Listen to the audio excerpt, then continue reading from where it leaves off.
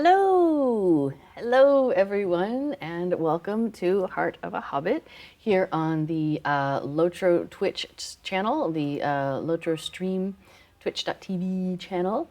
I am your host, Little Redhead, and I will be taking you around the world of Middle Earth today. Yes, so I put into... Oh, hang on. Apparently there's an issue with my camera. This chair is taller than the couch. So, okay, hopefully it won't pop out. Yes, so the Midsummer Festival starts on Thursday. And normally, so I used to stream on Thursdays, and so I'd be like, yes, let's go. But I've moved to Tuesdays, which means that I catch the festival a number of days after it started now on my streams. But the wedding in Minas Tirith is available anytime, and there's a free trait point with that. So we're going to go and check that out. And that way you can kind of see what is the wedding outside of the festival. And then when you're doing the festival, you'll be able to parse the differences between the two. Because the funny thing is they started the Midsummer Festival 2 years ago, and that was the same time that they opened up the wedding book in the Epic book line. And it was very easy to mix the two together and not be able to tell that these were actually two separate things that they had just introduced at the same time. So we're going to go check out the wedding. We're going to go over to Minas Tirith because it is available to anybody, anytime. It's supposed to be.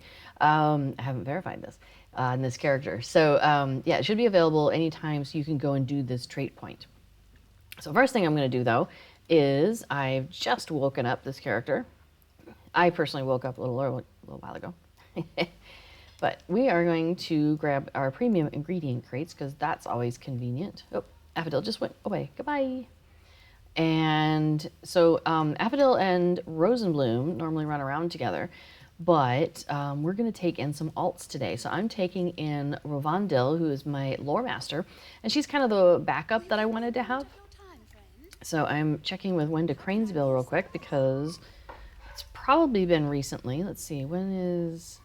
This one was going to expire in 5 days. That's okay. It's good to have a fresh one. We're going to go ahead and drop that on my bar because that's what I like to do. So yeah, so this hopefully will make it easier for people to tell the difference between is it Midsummer Festival or is it the wedding storyline. This is also the character where I'm bumping up all of her virtues, but I'm saving these for when we have virtue experience weekends. Except my vault's full. All right, we're just gonna chew a bunch of these then. Oops, well, I didn't mean to do that one, but that's okay. Whoopsie. All right, there we go. Okay, so yes, I'm all glowy now because I took an extra pot. Whoopsie. Yeah, let's go to a wedding. Agreed. Okay, so we should be able to go to the Far Ranging Stablemaster here. And if we talk nicely to him, there it is. So at the very top, Anorian after battle, because we're not going there in the middle of war, we can go to Midsummer, Minas Tirith, Midsummer. So I'm going to choose that. Travel for 1 silver. That's not a bad price to have to go to pay to get to a wedding. Oh, hold on. My captions are not on. Yeah, that's a good point. Well, let me get loaded up here and then, well, maybe I can get them running now. Let's see how it goes. There we go. Yeah, I'm gonna have to move that over. So, okay, closed captions should be on now.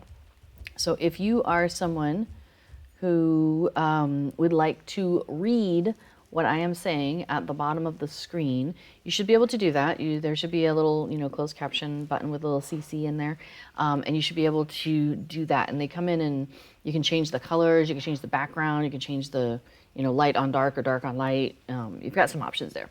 Okay, so once we first arrive, my understanding is that we need to go talk to Aragorn, and he is up on top. So let's see what they have to say. High stables. I can get to the high stables. Can't get to any of the other ones because they're all locked when you first arrive. So, but I do want to go to the high stables. I will totally take that ride. So I'm going to jump on one of their Minas Tirith mounts. Thank you very much. And we're going to head to the top. Now, when they take me to the top, they're going to try and send me to a stablemaster that's down this hallway. I don't need to go all the way down this hallway. So I'm going to go ahead and dismount here. And I'll mount back up. Ooh, I'm on the Steed of the Forest Ring. Steed of the White City. That is ideal for being in the White City, isn't it? That looks pretty good on a cute little hobbit, doesn't it? All right, let's take a look. So we are going to come out of that hallway that they just sent us down and pull a U-turn. So we just came out of this hallway here over on the right. And we're going to pull a U-turn and go up this hallway here on the left. And this is how we get to the top. So I got very prolific at getting around some specific parts of Minas Tirith. So again, U-turn, keep going. When the Midsummer Festival first came about, and again, another U-turn, keep going. So I can tell you how to get around these parts. We were not in a fellowship. But other parts I can't necessarily. So then you've got these guards here, but that's okay, they'll let you in. And so you'll notice there's a bunch of people kind of standing around being festive. Now, if you've only been up here during festival times, there'll be some people missing from that perspective. You're used to seeing a couple of people standing around here giving out quests. You're used to seeing somebody standing over there who has a quest for you. But you don't need to worry about that. We want to go to, I believe, the tower. And I believe it's that tower right there. And so I believe it's that door right over there that we want to go to. So we're going to swing around over here. Because we need, the Tower of Ecthelion. I'm probably butchering that. Sorry, Tolkien. Yeah, that's funny. I love the captions. It says, Patrina, sorry, talking. Okay. All right, so we're going to go down this long, long marble carpeted hallway. And some more, and some more, and some more. Okay. Yeah. Let's put that back on again. Okay, so there he is. There's King Elisar, but we know him as Aragorn, of course. We're like, yo, what's up, my friend? And he says back, yo, my friend. Maybe not exactly that. Yes, not everybody gets that dialogue. You have to be like, pretty tight with the guy. He says, I'm pleased that you could return to my city in a time of peace with war safely behind us. Now, the funny thing is, of course, we haven't done this with our characters yet because we're on Treebeard and we don't have this storyline that precedes this yet, so it's kind of funny. Anyway, we cannot lower our guard overmuch, it is true, but Mithrandir and the Council of Gondor both assure me that the threat of further war is at a low ebb for now. My mind therefore turns from martial matters to those of the heart, for a day long prepared is nearly upon us. As you well know, Arwen, my betrothed, travels even now to Minas Tirith, where we shall be wedded before all of Gondor. That's a lot of people. And she will be the queen of my kingdom. Long have we waited for this day. It is very important to me and to my love that the ceremony be conducted properly, but to my knowledge of such matters is not sufficient. Mithrandir insists that he has an understanding of the rituals, but some members of the council question the depth of his knowledge concerning the customs of Gondor. He knows everything, come on. So the council therefore selected a number of Gondorian representatives to decorate the city and make ready the ceremony. The woman responsible for the wedding ceremony is named Rodwin. And you do encounter Rodwin and this group of people in a previous quest chain. So on Treebeard, we are only up through into Moria. We haven't gotten past Moria yet. So we have not encountered Rodwin and this band, but she will act as if we have when we interact with her.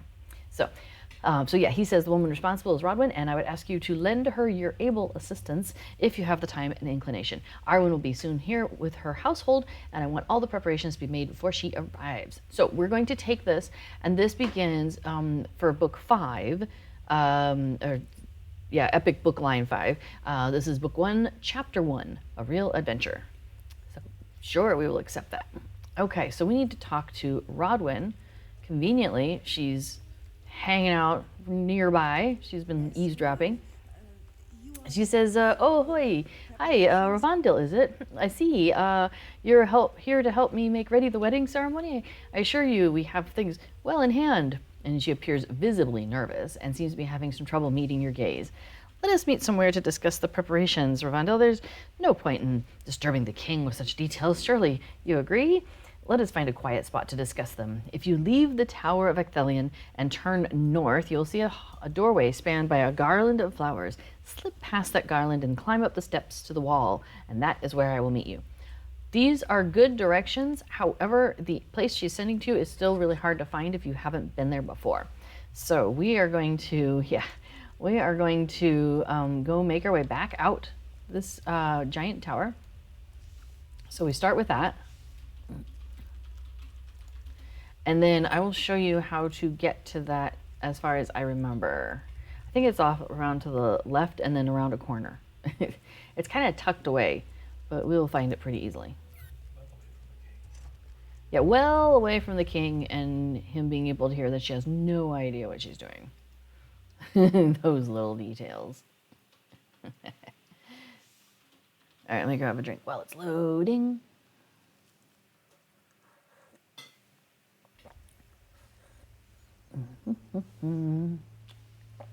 Now it does tell you in the quest log. So you talk to her up some stairs north of the tower beyond a doorway spanned by a flower garland in Minas Tirith. So the funny thing is I came up and did all of this at the same time, right? So I was picking up that quest at the same time I was talking in the tower about other things, about, hey, welcome to the festival. And so I let that sit for a while. And so trying to catch back up with that and reading those directions, I was like, I have no idea where she's trying to send me. So what you do is, you come out of the tower and you'll go past the tower, or this statue of the guy with the sword there. Keep going, and there's a banquet that happens during the festival. And that banquet takes place in that room. So if you're looking at the place with the banquet, there's like this cute little fountain out front, and you can get into it from either the left or the right to get to the door to go in there. So that is a landmark you can use to find your way around here. So if you kind of turn and go left of that, then this is, that's the doorway. Now, you'll notice that it says the high guest house. And if you keep going too far, you will go into the high guest house, but you don't want to do that.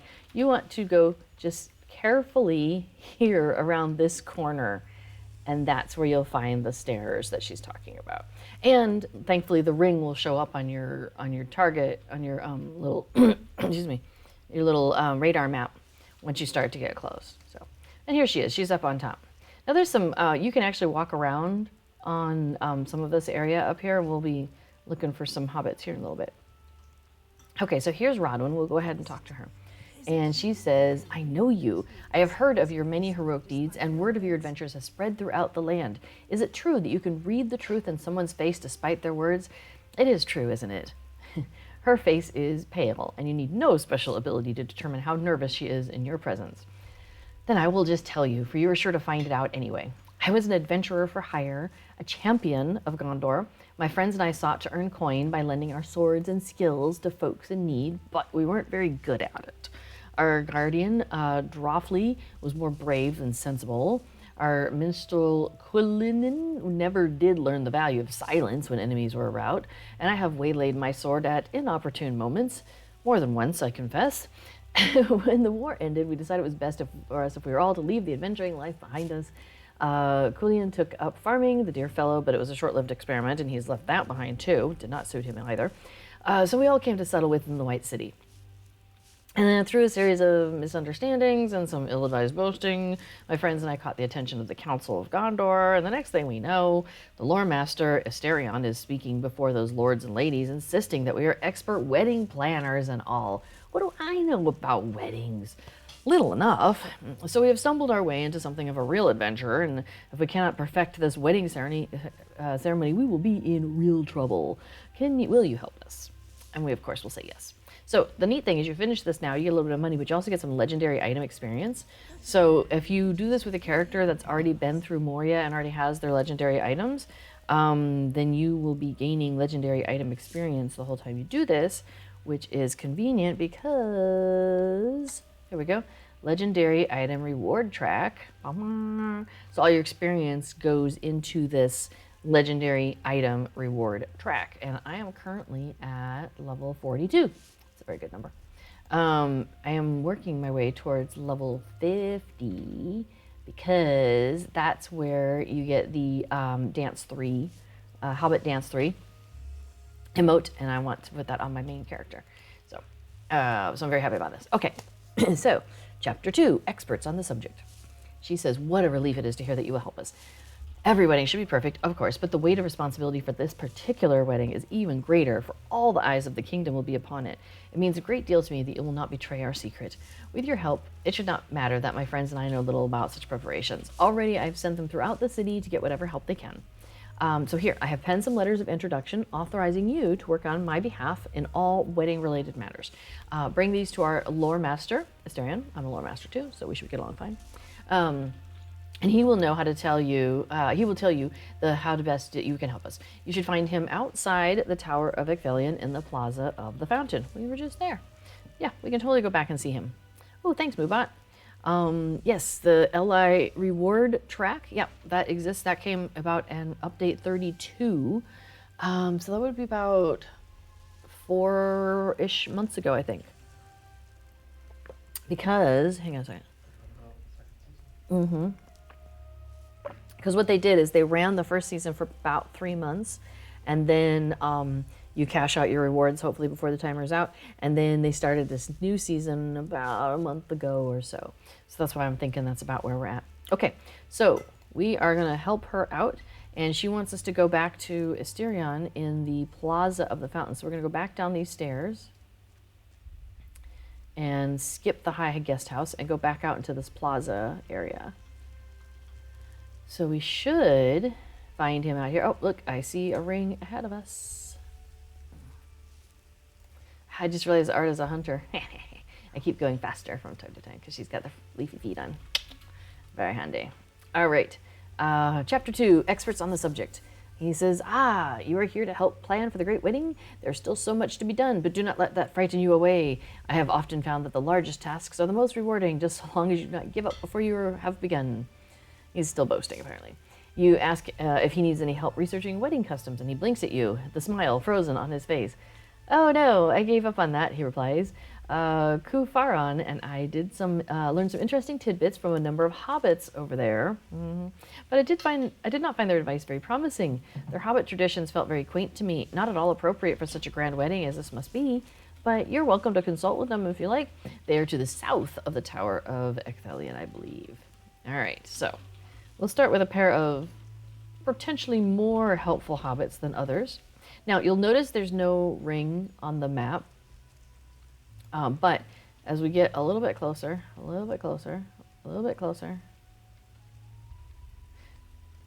now the rings show up. So once you're practically on top of them. So you kind of have to look around for them. But they're just standing here, and they're in their fancy garb. They're in their fancy pajamas. No. Because they're getting ready for the wedding, and, they're hanging out in Minas Tirith and all that. So they have returned from their adventures, as it were. Okay, so let's talk to Sam. What Samwise have to say? He says, there's been a lot of wedding chatter in the air, and I have to know, it's not the easiest thing for this Gamgee to talk about. Take that Esteron fellow. He spoke on and on about how grand this wedding should be and how it'll be talked about for years and years, and maybe that's so, but I can't help but wonder if that's not the most important thing. Maybe I'm just a hobbit with hobbit ideas, but it seems to me that the wedding should be just as Arwen and Strider want it to be. What does it matter what the kingdom thinks of it or for how long it's talked about? He falls silent and he sniffs the air. Actually, now that I'm thinking about it, Mr. Frodo and I weren't the only hobbits who spoke to the wedding planners. Merry and Pippin talked to them too, and when they finished, they went off laughing, looking very pleased with themselves about something. It might be worth looking into. Those two are always causing trouble of some kind or another, and if you follow the smell of their pipe smoke, you'll be able to get to the bottom of it. And Frodo, he says, how nice to see you during a time of celebration and not during a time of war. You tell him that you're helping Rodwin and her companions with the preparations for the great wedding, and he nods thoughtfully. That is very good of you. Aragorn is dear to me, and I want his wedding to be all for which he and his bride might hope. Are Rodwin and her companions up for such a challenge? I have spoken with a number of them now, and in each of these planners, I admit to you, I have recognized something. And he smiles knowingly. They are in over their heads, just as I was during the Quest of the Ring, just as were we all.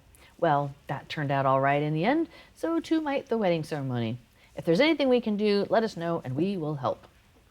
All right, so we're going to go and look for these hobbitas that are possibly smoking their way through a bunch of pipeweed, and we're going to go back up.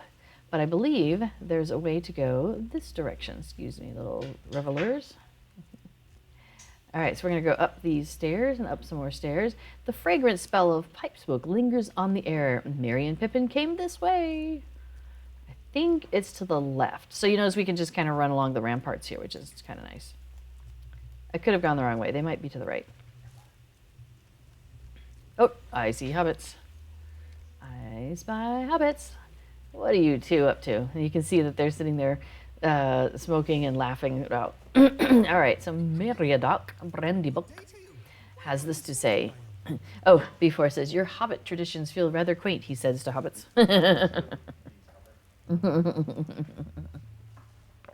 If you are a hobbit, he is saying that to a hobbit, and it is kind of funny. Your hobbit traditions feel rather quaint. Oh, if you're a hobbit, he says your, as opposed to these hobbit. Yeah, oh, that's nice. I like the little tweaks that they do based on what kind of character race you're playing. All right, so he says, well, good day to you. Why don't you stay a while and have a smoke? There's room for all. What's on your mind, friend? You ask Merry and Pippin about the preparations for the upcoming wedding, and they share a conspiratorial look before doubling over with laughter. When Merry has once again caught his breath, he apologizes and tries to answer your question. This is going to be a real sight to see.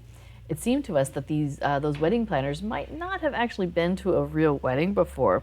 And, you know, Pip and I have been to plenty. We're real experts on the subject, you might say, so we gave Kufaran a detailed account of the most important Shire wedding traditions. It was the right thing to do, wasn't it, Pip? How did they go again?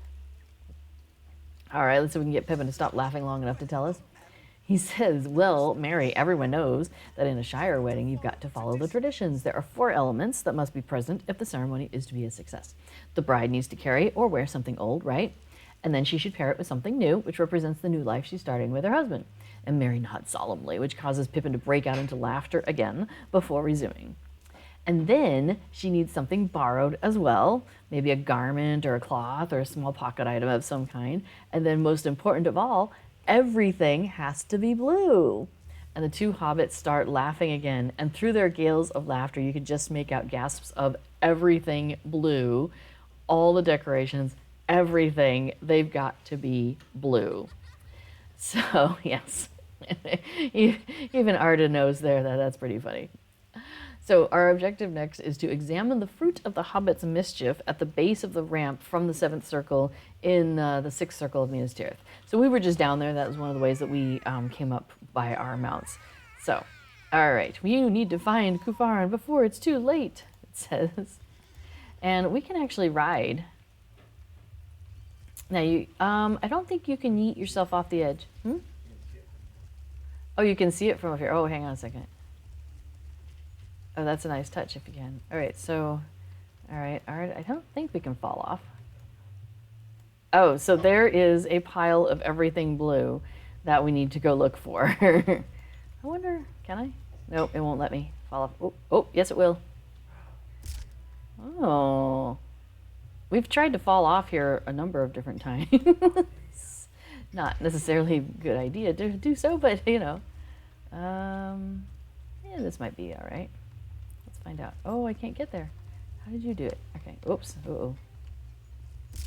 All right, I made it. That would be annoying because the nearest red circle would not be somewhere safe, and it would probably just send us back to, like, Bree or something. And we'd have to come back here and start all over again. So, as you're doing this quest, this stuff will be here, but only during this time. So if you are, if you pause in the middle of this part of the quest and just leave it here and you go in and you're doing other festival things or whatever, other things in Minas Tirith, this pile will stay here. But as soon as you do this part of it and talk to Legolas and everything, it will disappear. So I just think it's funny that, yes, like they've got blue shields and blue flowers and blue bunting and blue boxes and blue barrels, like everything is blue. So All right, so we're going to touch this pile of decorations. The decorations are intended, as Merry and Pippin suggested, overwhelmingly blue. Legolas says, he speaks solemnly, but the son of Thranduil cannot completely mask his amusement. Not everyone is as familiar with hobbits as we are. Am I right to suggest that this must be the doing of a certain Brandybuck and Took of our acquaintance? Yeah, he knows. He's spent enough time in these guys' company to get it.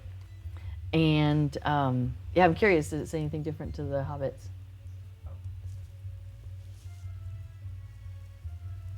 No?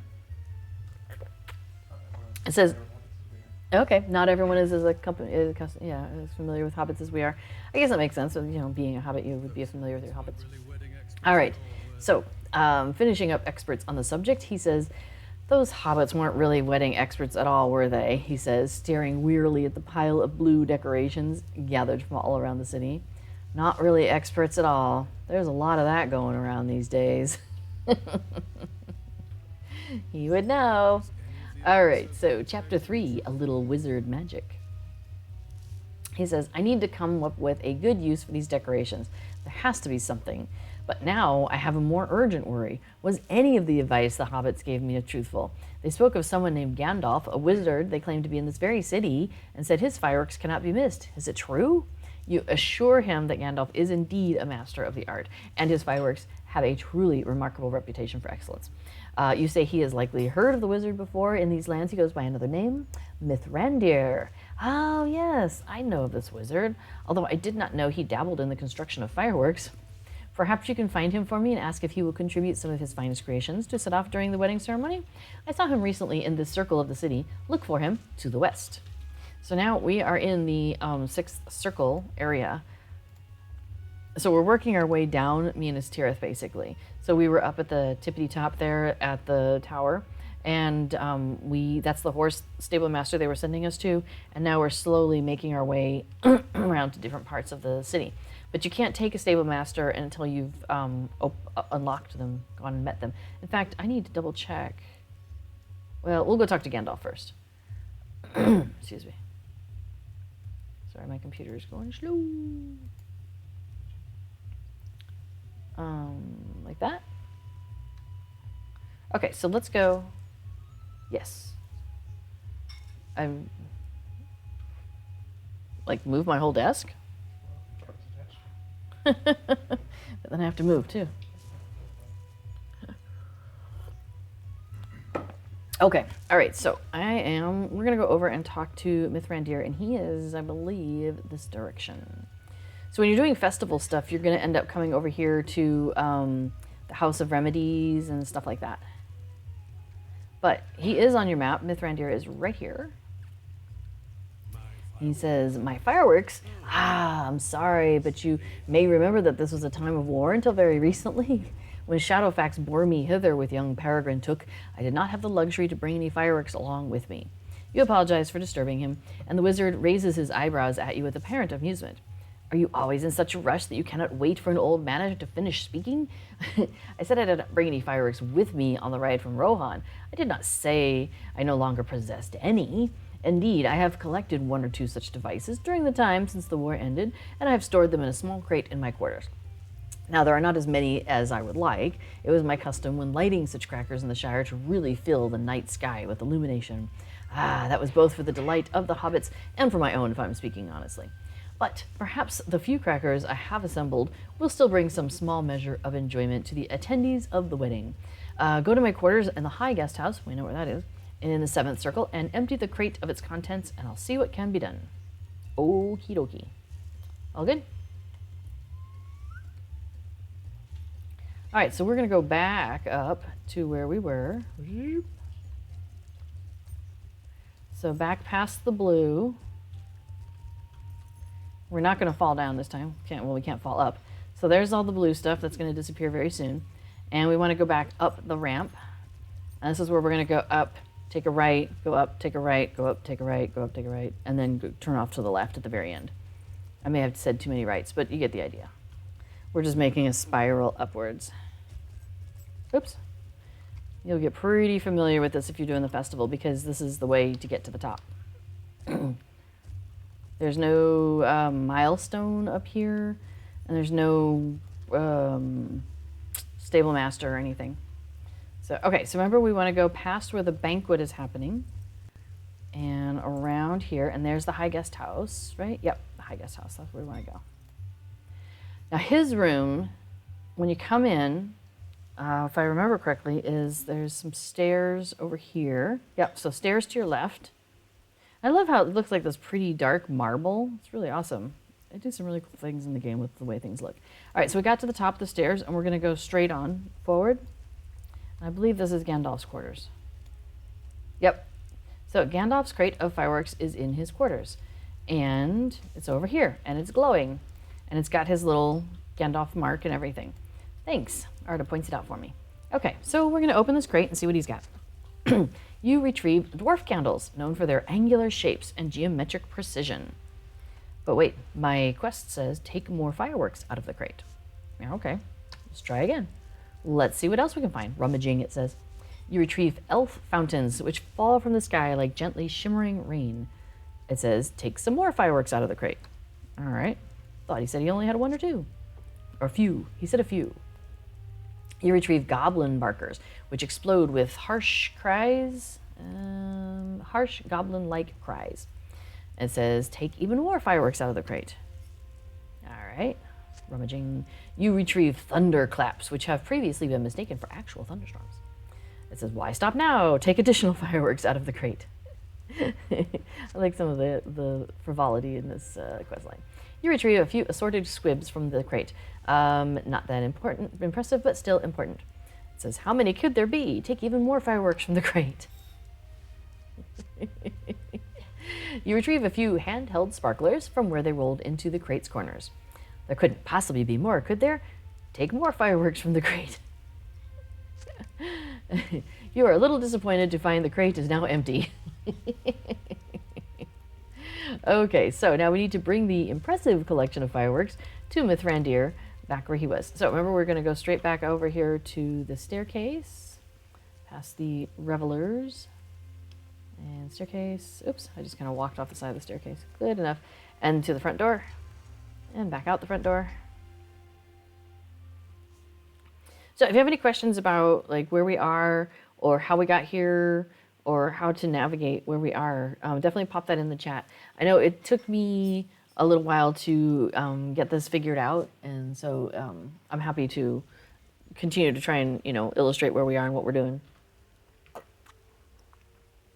Okay, I'm going to mount back up because it's a little bit of a walk to get back down. Here we go.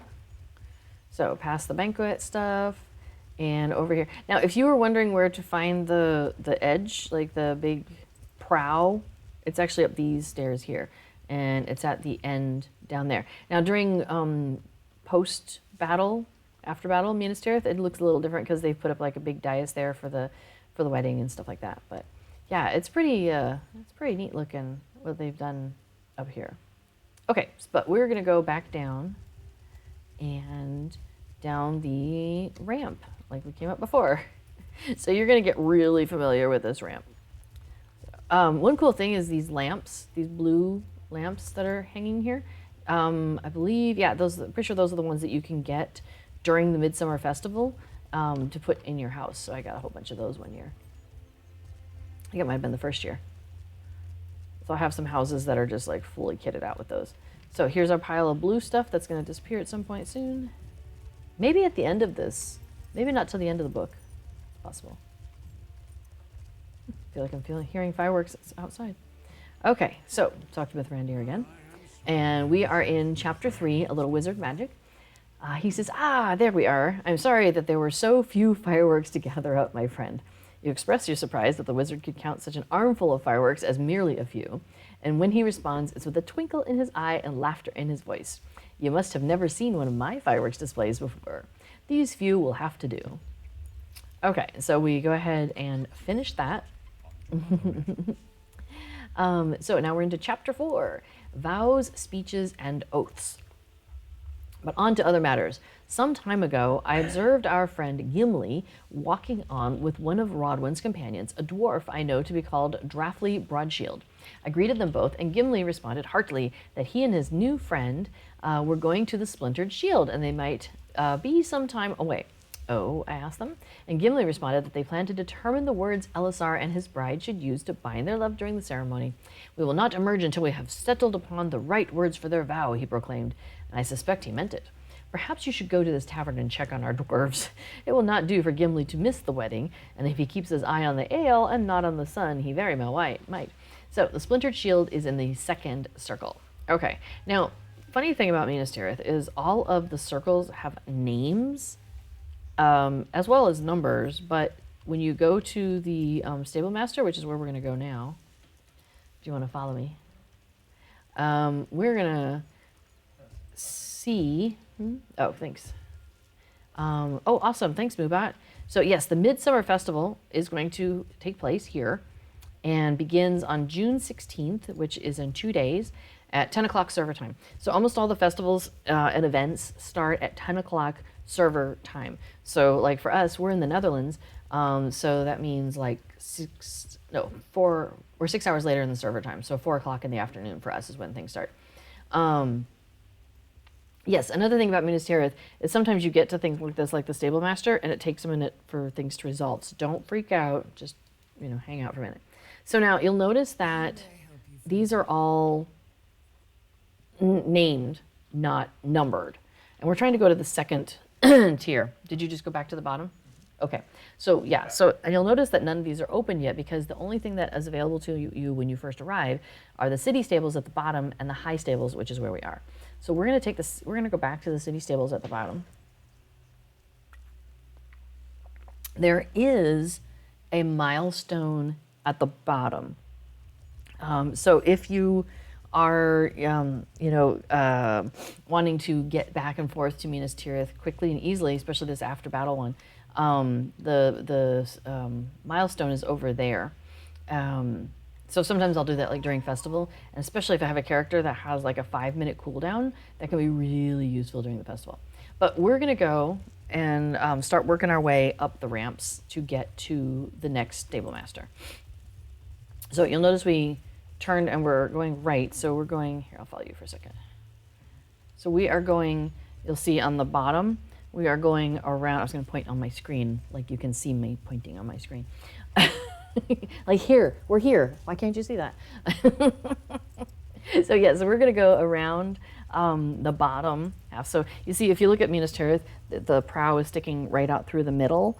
And then you've got the mountains on the one side and then the plains out on the other side. So we're going around the bottom, and what it is because for defensive purposes, they want to make sure that you can't just ride in and ride up to the top and take out the leader, right? So you have to weave your way to the end, basically, to get to the next level. And it gets shorter and shorter as you go up, which is handy. But we've just done this ramp, so I'll show you another time how to get up this ramp. It's fine.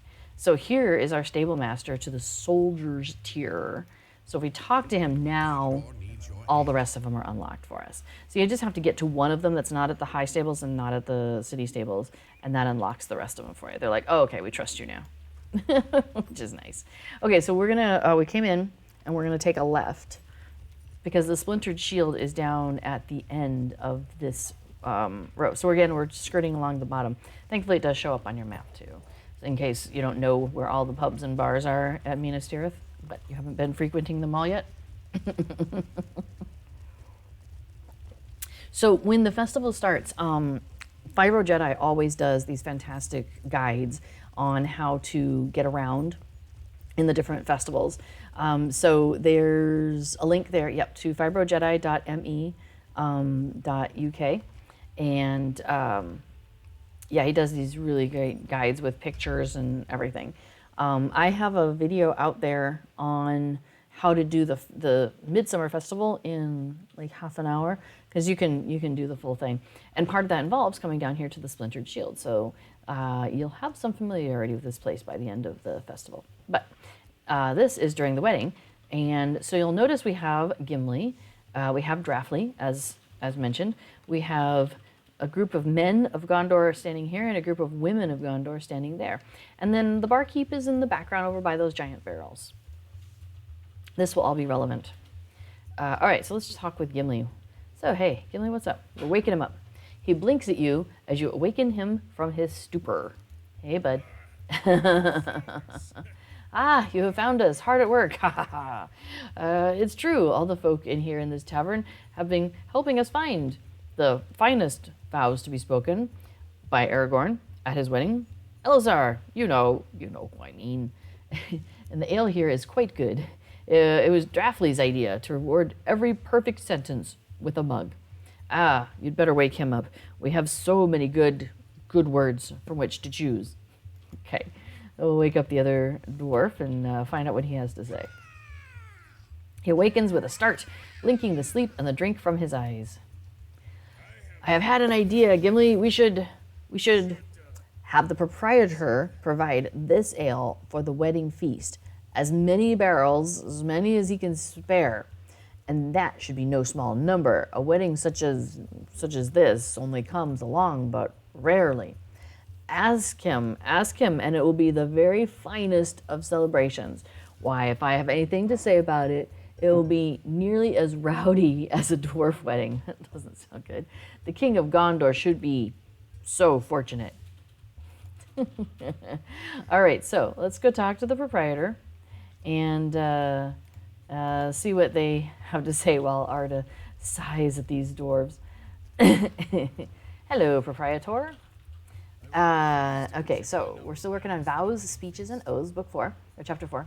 And they say, I would be pleased to contribute a number of barrels for the wedding feast. It is the least I can do for the king and his bride, and I do it gladly. Gondor is in need of such happiness as theirs after so much war. The dwarves are right on this account. The drink will loosen the tongues of all those at the feast, and the guests will frequently and at full voice boast toast to the king's health and that of his elf bride. That is my promise to you. All right, so we'll go let Gimli know that yes, we are a go on the fine ale from this establishment. Hey, Gimli. He says, all right, well, that is settled. Now let us see to the other matter, the proper vows to be made during the wedding ceremony. Will you gather up these papers? Draftley and I wrote down some good options, and all of our friends here in the Splintered Shield contributed suggestions of their own, and now it is up to us to select the very best ones. Yeah. So I don't know if you have ever written down amazing ideas that you get when you've had a few drinks, or maybe you're very, very tired, or any other time when maybe your brain wasn't at its fullest capacity. I can tell you that ideas that sound amazing at one point aren't always so amazing later on in the light of day. I used to hang out with some guys and we did like music stuff, and we would layer tracks on top of tracks on top of tracks, and we just kept going, and like it sounded great in the middle of the night. It wasn't so good to listen to later. But man, we thought it was amazing. He says, all right, let's see what we got. He reads aloud from one of the papers. Your beauty is without compare even among all the gems of the earth. That was one of mine. Do you like it? Together we will lay waste to our foes, and none will stand against us. Now that I see it written down, I don't know about this one, Draftley. What else?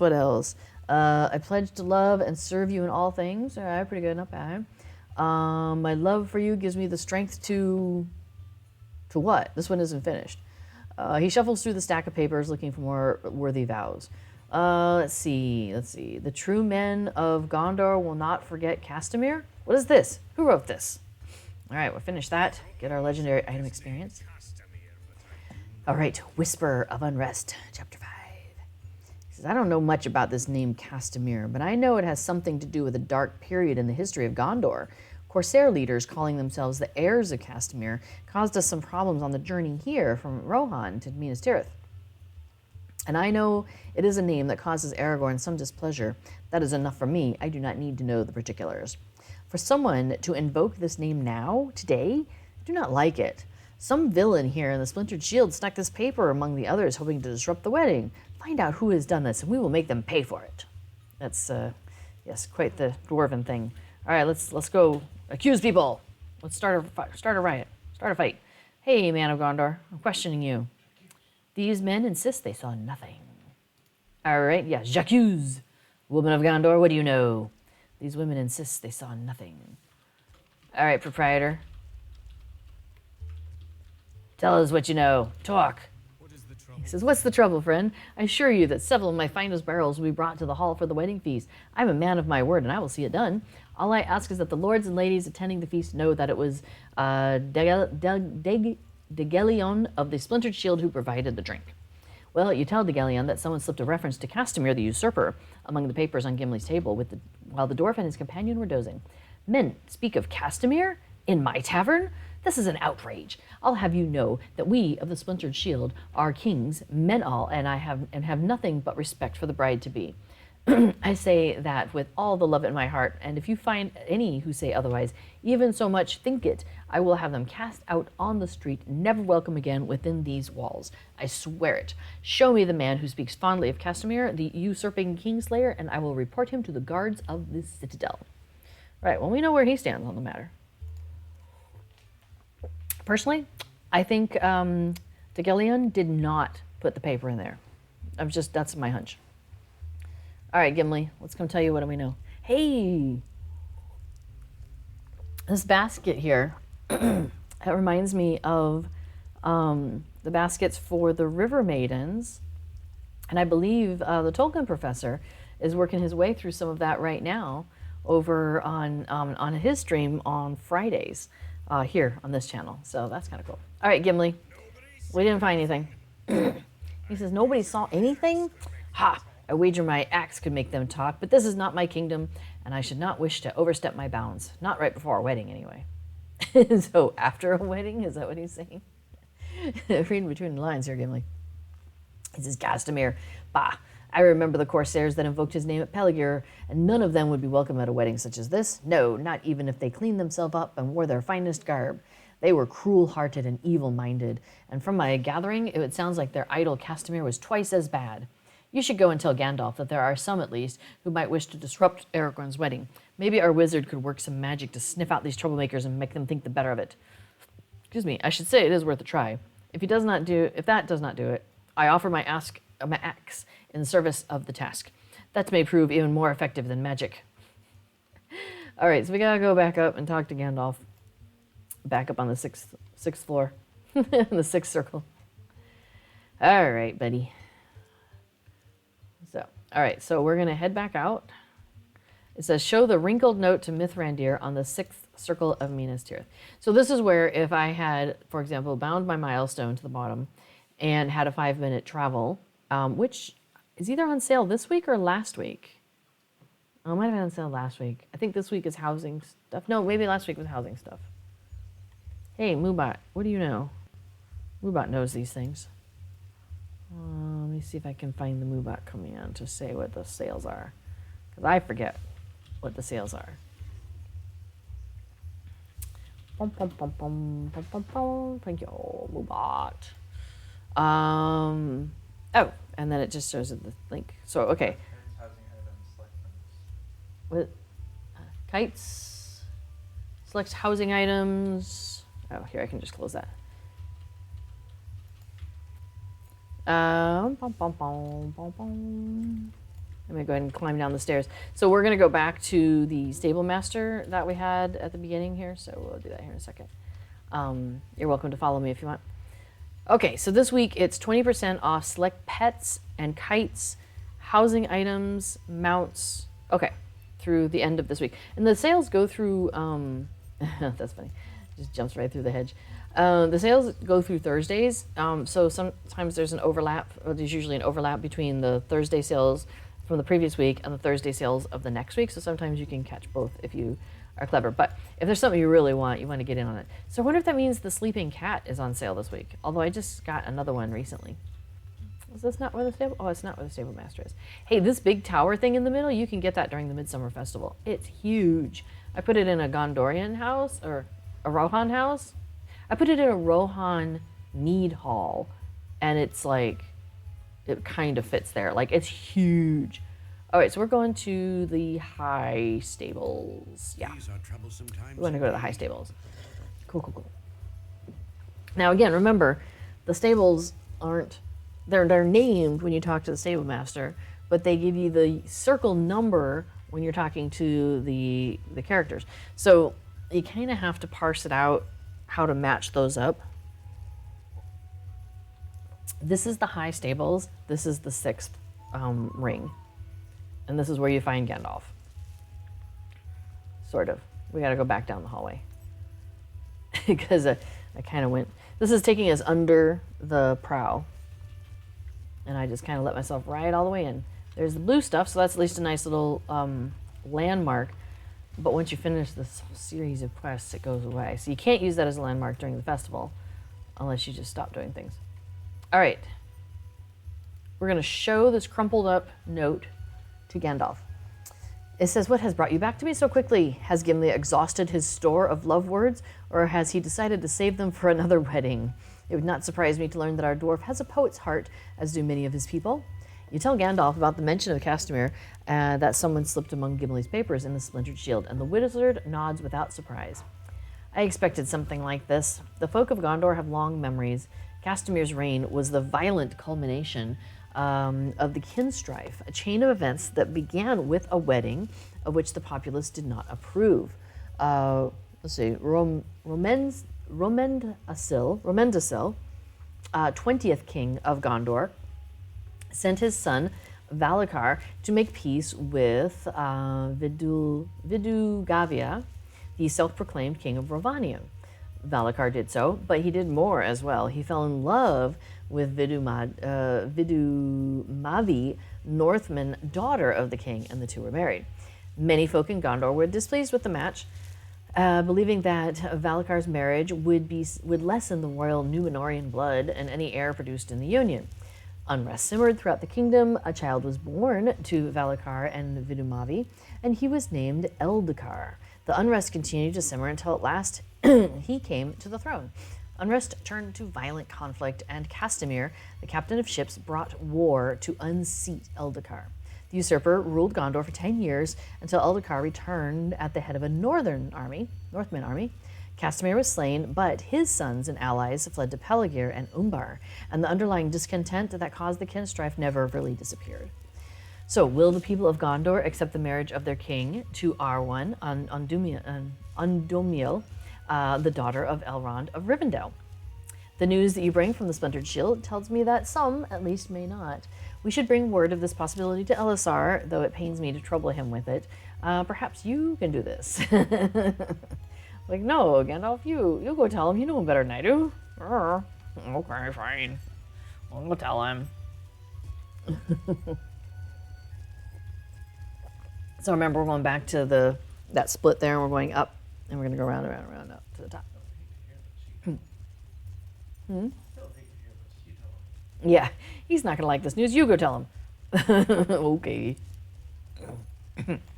So yeah, so I wanted to do this stream so we can just focus on the just the wedding side of things. So you can just see the wedding when it's separated out from the festival.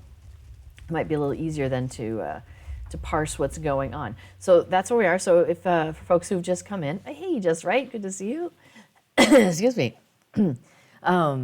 So we are doing the wedding up in Minas Tirith. Sorry, I'm gonna grab a little cough drop. Sometimes my throat gets a little wonky from streaming. Well, from any talking for a long period of time. Even sometimes a short period of time. Anyway, okay, so, yes. The Midsummer Festival is starting this Thursday. So basically 48 hours or so. And, but we do not have the Midsummer Festival yet, but we do have the wedding, which is book 5. Here, in fact, let me pull up my quest log real quick. So this is volume 5, Volume 5, which is a time of celebration. And then, so this is all about the wedding between Aragorn and Arwen. And so and once you finish this whole book, you get, this whole volume, you get a, actually just this book, you get a class trait point. So that's really convenient because if you click on your little Gandalf at the bottom, if you haven't changed that, you can change those little things at the bottom, by the way. So, like, I'm currently sitting at 26 trait points because there's a lot of things I haven't finished with this character. But we're on Treebeard, and Treebeard caps out at level 60 right now. And so we're eligible for about 35, 40 class trait points. So that's how you bump up your skills and whatnot. So that's really useful if you're out in landscape and doing things to have those class trait points, because then you get more abilities and stuff like that. So this is a great way to get a class trait point, and it doesn't require a lot of ability. It just requires some time, but it's a lovely little sequence. So, okay, so we have come to him with Chapter 5, A Whisper of Unrest. You love the wedding. That's very nice. Yeah, and it's nice to have so many alts, and you can just keep doing it over and over. He says, you have returned just in time. I planned to send for you, but I see you have come to me with some purpose of your own. You briefly mentioned Gandalf's worries considering the legacy of the kinstrife and the possibility that the folk of Gondor may not accept Elisar's marriage to Arwen. Your friend raises an eyebrow at that, and his demeanor becomes at once more Aragorn than Elisar. That is not a concern of mine. Arwen will be a good queen, and the kingdom will come to accept her. There will be no kinstrife this time. Done, he says. All right, so this takes us in then to Chapter 6, The Even Star in Gondor. Messengers from Elendil have come to the city, and they bring word that a riding of fair folk have come out of the north. Even now they draw near the walls of the Pelennor, and my betrothed is with them. So go to the gates of the city and tell Hurin that I will be down, Hurin the Tall, that I will be down presently. I would ask you to greet the party from Rivendell and let them know that they are long awaited and most welcome in Gondor. So we're going to go back down to the bottom, which, if I had a milestone set down there, I would just use that, but I didn't. I'll have to remember to do that at some point, maybe with this character, in fact. So, on Treebeard, it's a legendary server, and it opened almost a year ago. So end of like June 30th of last year was when it opened. And so this is like where we start to get into festivals. This will be the first festival that we have already done on this server. So this has been our first time through all of the festivals. Anyway, so also another thing you can do on the server is if you get a character up to level 50 and you are doing part of the difficulty track, your character, oops, hang on, I got stuck on a lamp, as happens, because I do that. You get, there's deeds and, there's deeds, but they basically give you titles. And so if you're doing the difficulty slider, on this server or Shadowfax, those are the two servers that have it. And you get to level 50, as a hunter, and you get like adept of bows or something like that. And you get to level 50 as a hunter. Like one is if you're doing it on deadly difficulty, any deadly difficulty, +0, +6, doesn't matter. And then the other one, and for that one you get 2. Or if you're doing it at like hard or difficult or higher, you have to check the wiki to be sure. City stables. Hard and deadly are the 2 levels. Okay. And yeah, we're going to the bottom. So if you do it at hard or higher, you get 1 title. If you do it at deadly or difficulty, you get a 2nd title when your character gets to level 50. So I'm like, well, heck yeah, I want everything. So I made a character of every class. So I have a hunter and a guardian and a lore master, all of it. So I haven't gone through and done the wedding with all of those characters. So here's Hurin the Tall. Hey, Hurin the Tall. Wow, he's like, but I'm a tall elf, so like, I guess I'm tall. You're short. Short hobbit, tall elf, tall Hurin. He's like 2 hobbits. 2 hobbits. He's like Hurin the double hobbit. 2 hobbits in a waistcoat. Hurin the fulfilling. Fulling? Half. Oh, he's not a halfling. He's a fulling. All right, so Chapter 6, The Even Star in Gondor. Hurin the holing instead of a halfling. He's a holing. That's awesome. All right, he says the party from Rivendell is outside the gate. I understand that you are to bring them the greeting of the city, and I will await the arrival of the King Elisar. Very good. These elves are known to you. They trust you. Trust they intend no harm to Gondor or the king. No, they're fine. Then they will be welcome here, and I will permit none to speak ill of them. Oh, that's very kind of you. He's the warden of the keys. Well, shall we go out and say hello to some wandering elves? All right. Dun, dun, dun, dun. I was gonna say, so I've been trying to do every festival with every one of my characters, all 12 of them, on this server, and it's a little silly. It's been a bit much. So I've decided I'm not gonna do that going forward now that we're coming back in. Okay, so the elves nod their greetings as you approach. Very stoic elves here. I'm a less stoic elf. Apparently I run around like a crazy person. Team Elra here. Okay, well, we'll talk to Elroho first then. I think we were Team Elladan, though. He says, "Hail to you, friend of adventure. Let my brother and I greet you as gladly as we may." Oh, maybe we were Team Elladan. But anyway, for this is a day both of gladness and of sorrow. Gladness for the joy of our sister, but sadness too, for she has chosen to walk with her love Elisar, and her people will mourn to be parted from her.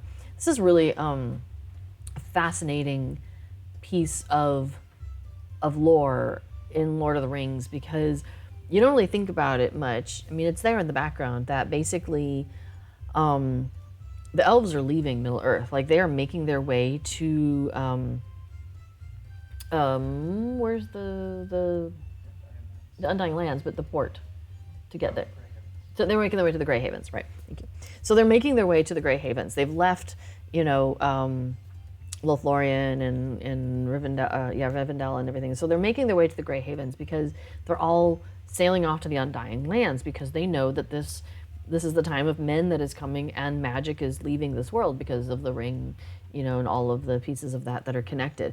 So so the magic that was a part of this world, which was also a part of them, is fading. And so they know if they stay, they too will just fade, basically. So they're leaving and going to the Undying Lands. And that's like forever. Like, there's not like a, just hang out there for a while and come back or something. Like, that's forever. And Arwen is making the choice to stay in Middle Earth, become mortal, and become, and stay with Strider, stay with Aragorn, Elisar. And that means, like, forever being parted from, like, her dad, and all these other people that are, like, her mother is in the Undying Lands. And so she's made the choice that she's going to go with Aragorn, and she's not going to ever be reunited with her mother. So it's a hugely bittersweet moment here, because, like, these are her younger brothers, right? Or no, she's younger. These are older brothers. And, and so they're like losing their baby sister, because, they can go off to the Undying Lands. Now, it isn't clear whether they do or not, though. It does appear that they stick around for a little while. They're not, like, if they go, they are some of the last ones to go. So it's unclear whether Elrohir and Elladan stayed and then eventually faded, or if they actually made their way to the Undying Lands. Okay, anyway. So he says, while we remain in this Middle Earth, Elladan and I will soothe the sting of this hurt with exploration and adventure, with combats and feats of martial skill. That is our way, and I know it is yours as well. And his brother says, the journey was a long one, but we would not miss Arwen's wedding. Let our younger sister heed the wisdom of her older brothers. And he gives you a playful smile. We are little more than 100 years older than she, but that century makes all the difference in wisdom. Ask anyone and they will tell you that I speak true. So they're really not that far apart. But they get to claim to be the older siblings, so there you are. All right, so now we're going to talk to Glorfindel, who's basically her grandfather. And he says, it is good to see you again, my friend, far from the lands where it has been our custom to meet.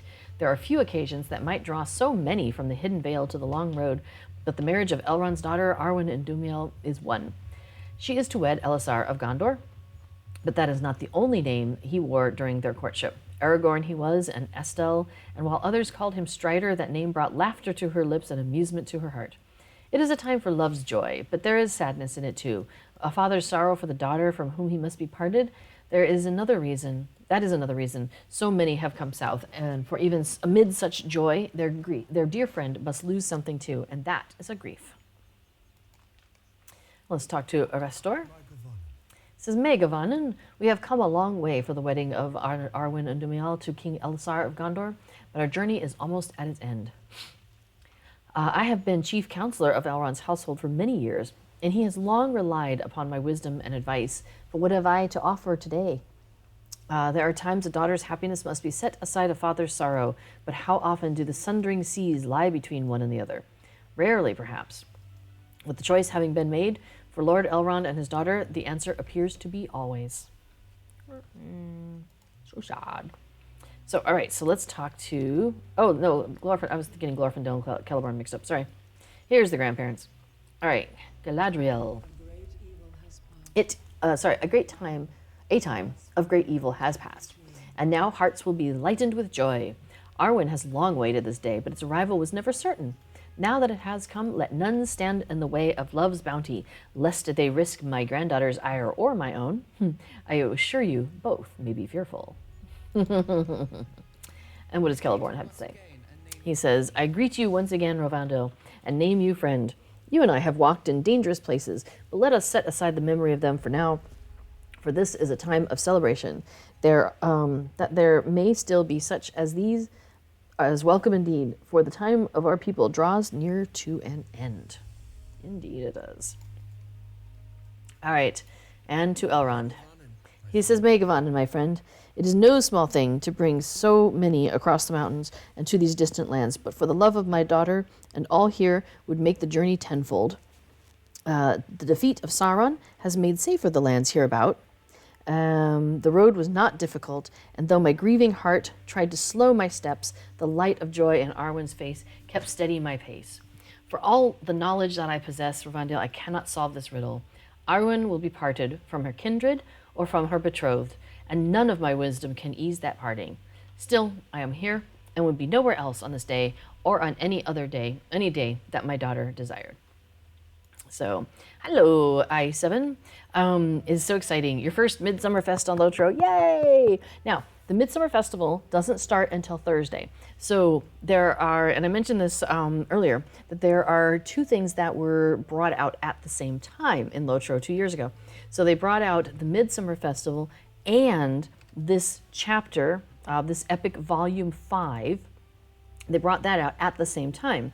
So the epic volume 5 is all about the wedding between Aragorn and Arwen. And then the Midsummer Festival is a festival. And now they do have a lot of overlap in terms of what's going on and the things you can do and the celebration that's happening. But they are actually separate things. So I thought, hey, the festival doesn't actually start until Thursday. So we can't engage with the festival yet.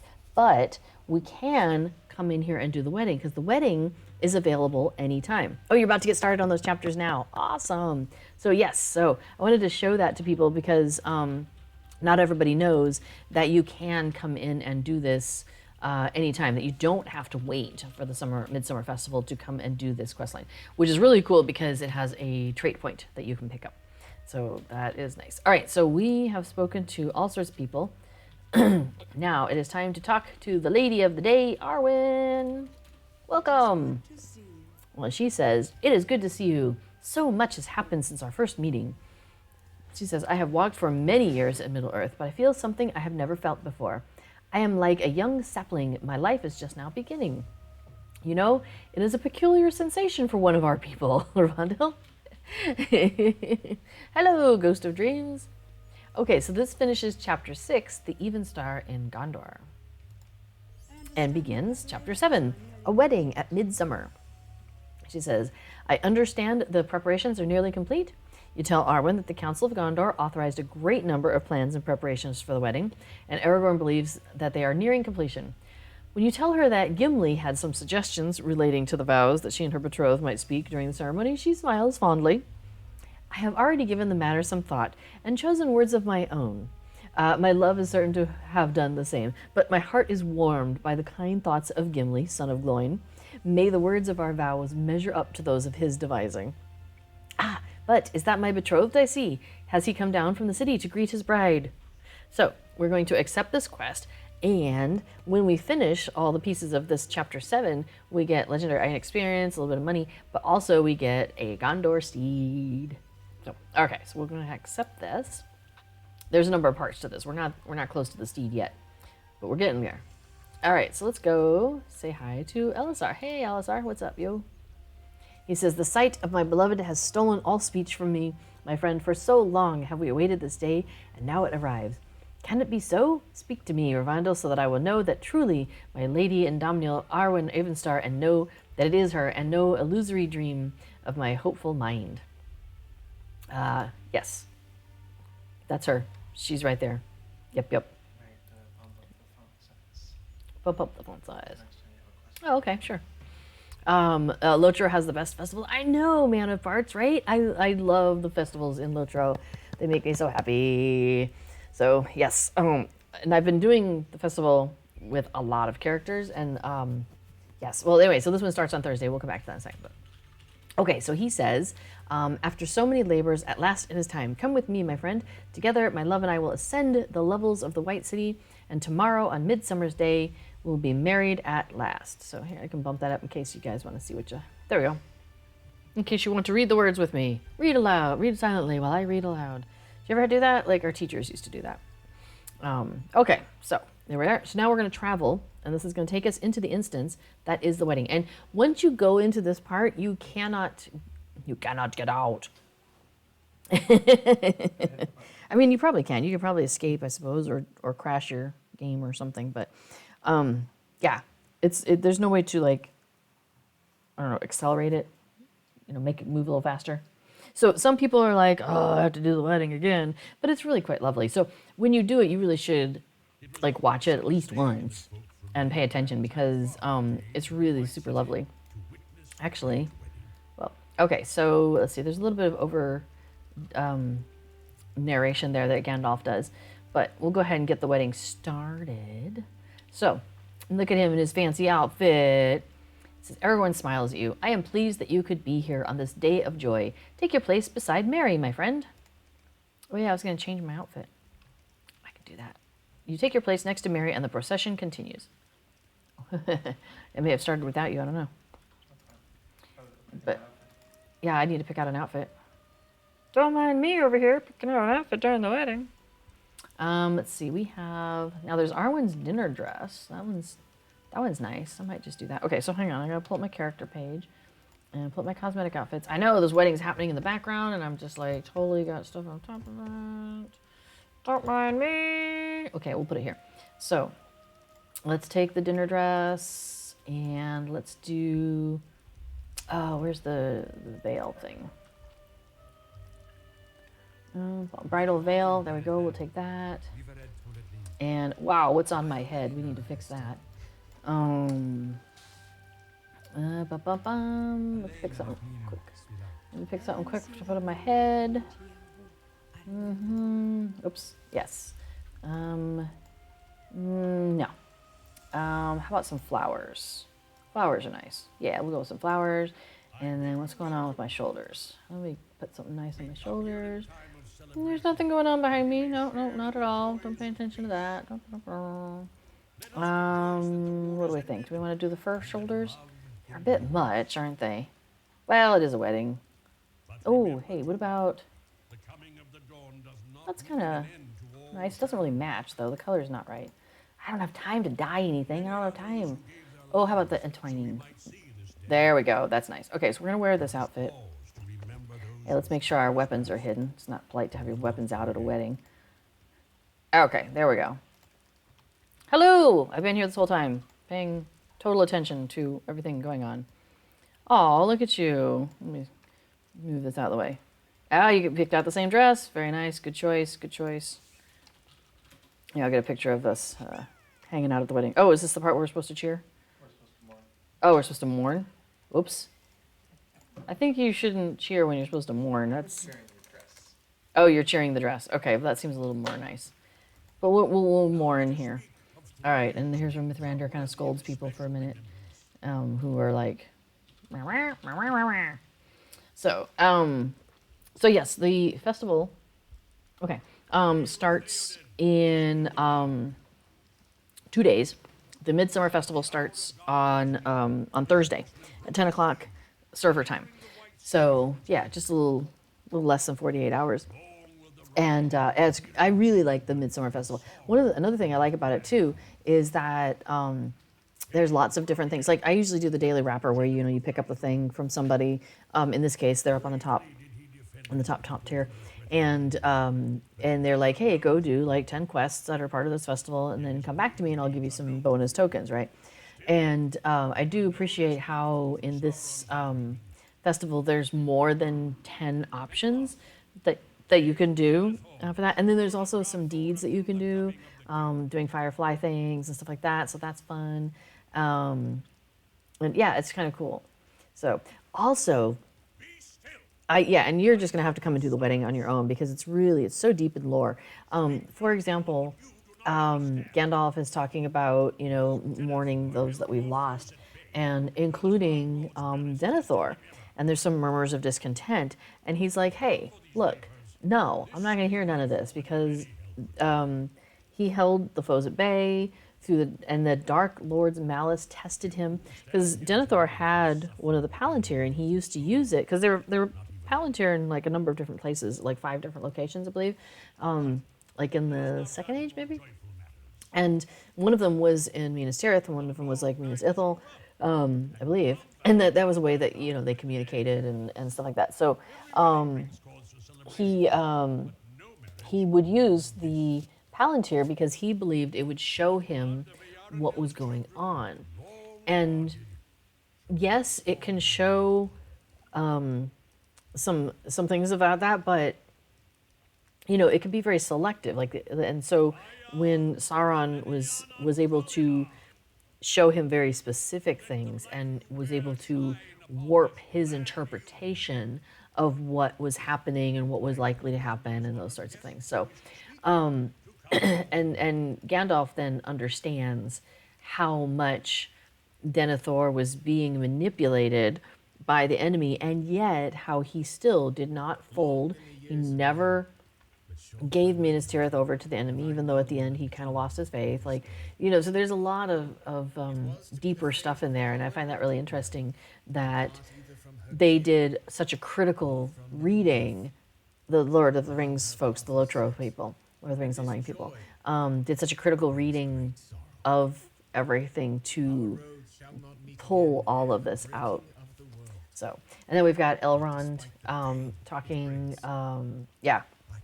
So a cool thing that happened when they did this wedding festival is they came out with a lot of stuff that we could have in the game. So we got some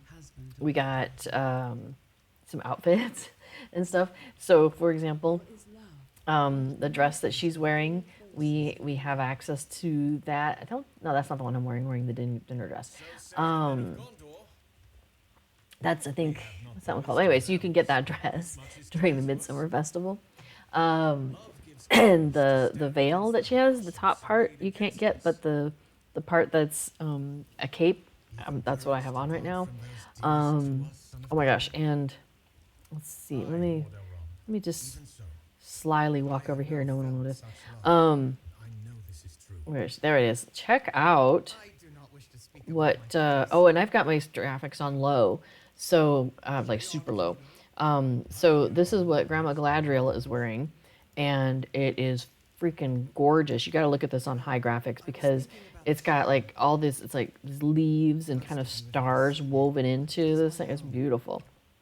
And then the headpiece that she's wearing, I think, might also be available. The dress that she's wearing is available during the festival. So, this is so cute when the hobbits are like, "Let me tell you about weddings and stuff." We've come a long way from the Shire, says Frodo. Yes, you have, my dude. So, so they give some cute, Hobbity advice, and I love that. Now, I should tell you, I almost didn't make it to the stream because we have 2 new cats, and I went and laid down for a little bit, and one of the cats, as I was getting up, decided to come and sit in my lap, and so of course, I had to pet her, and then she kind of curled up and was kind of trying to sleep in my lap, and so it's like a universal thing, right? If you have a cat in your lap, you can't disturb them. So I almost, didn't make it to the stream because I had a cat in my lap and priorities, right?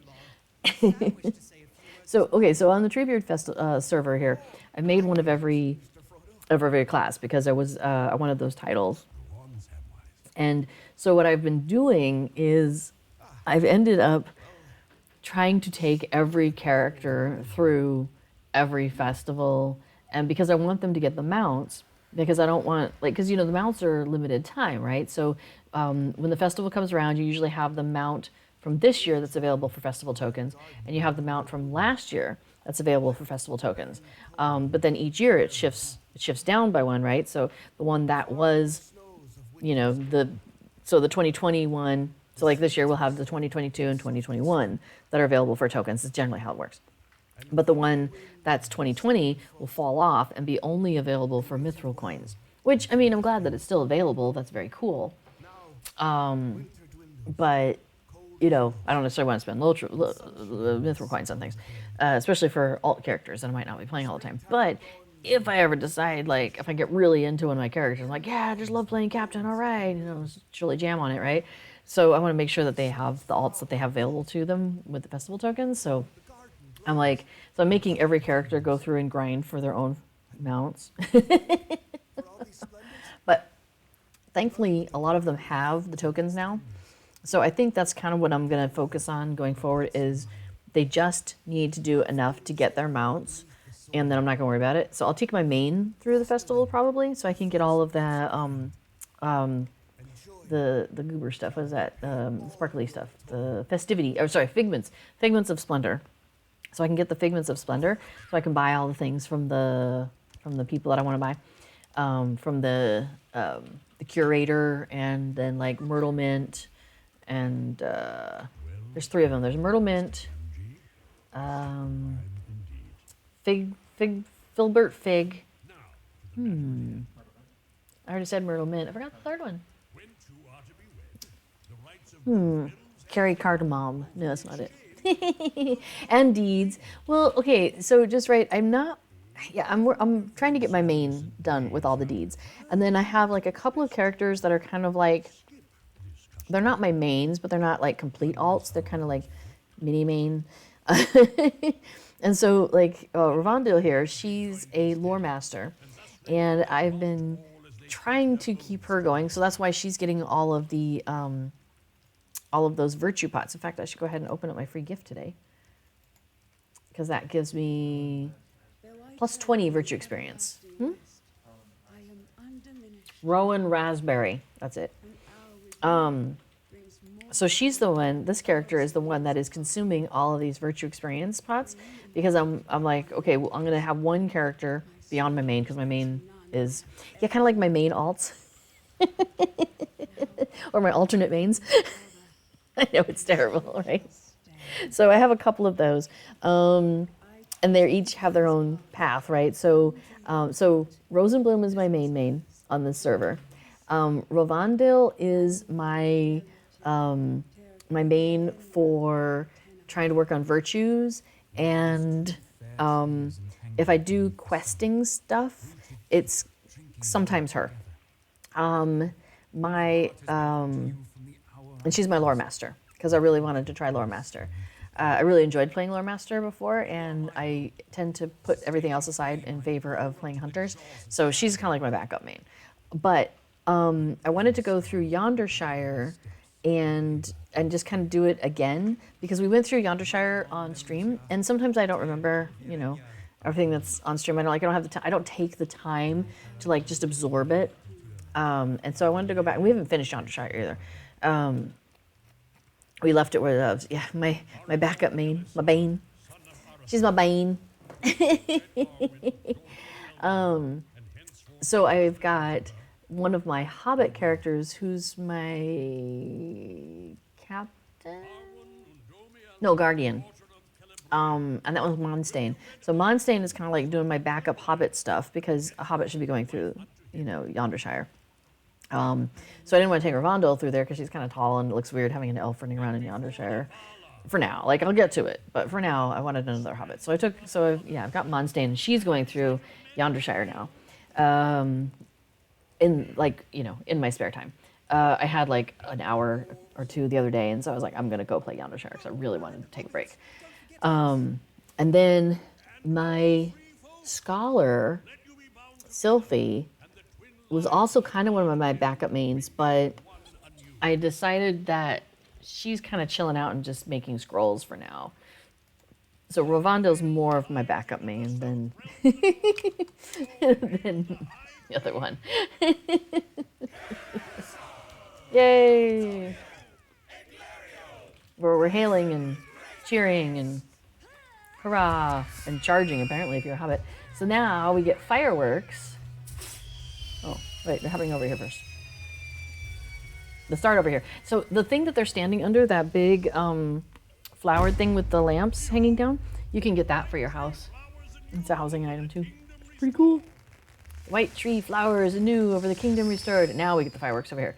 So the fireworks you see over here, excuse me, Sam, you can get those also. Those you can do as, you can buy them and you consume them. So you light a firework, you light another one, you have to do like 50 or something. But then you have a permanent skill. So that's kind of fun. So the star ones, and there's like some rings, some intertwining rings you can also get. Okay, so I hear this is finished. Oh yeah, cool, I can talk to Elisar. Hey, my friend. What up, yo? He says, Mithrandir never fails to impress, does he not? Well, I understand the ceremony is merely the beginning of the festivals this night. I hope to see you later, my friend. All right, so we'll travel now.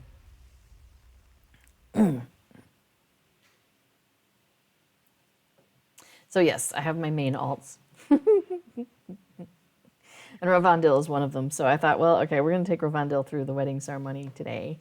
That way people can see the wedding ceremony just separate from the Midsummer Festival, since the Midsummer Festival hasn't started yet.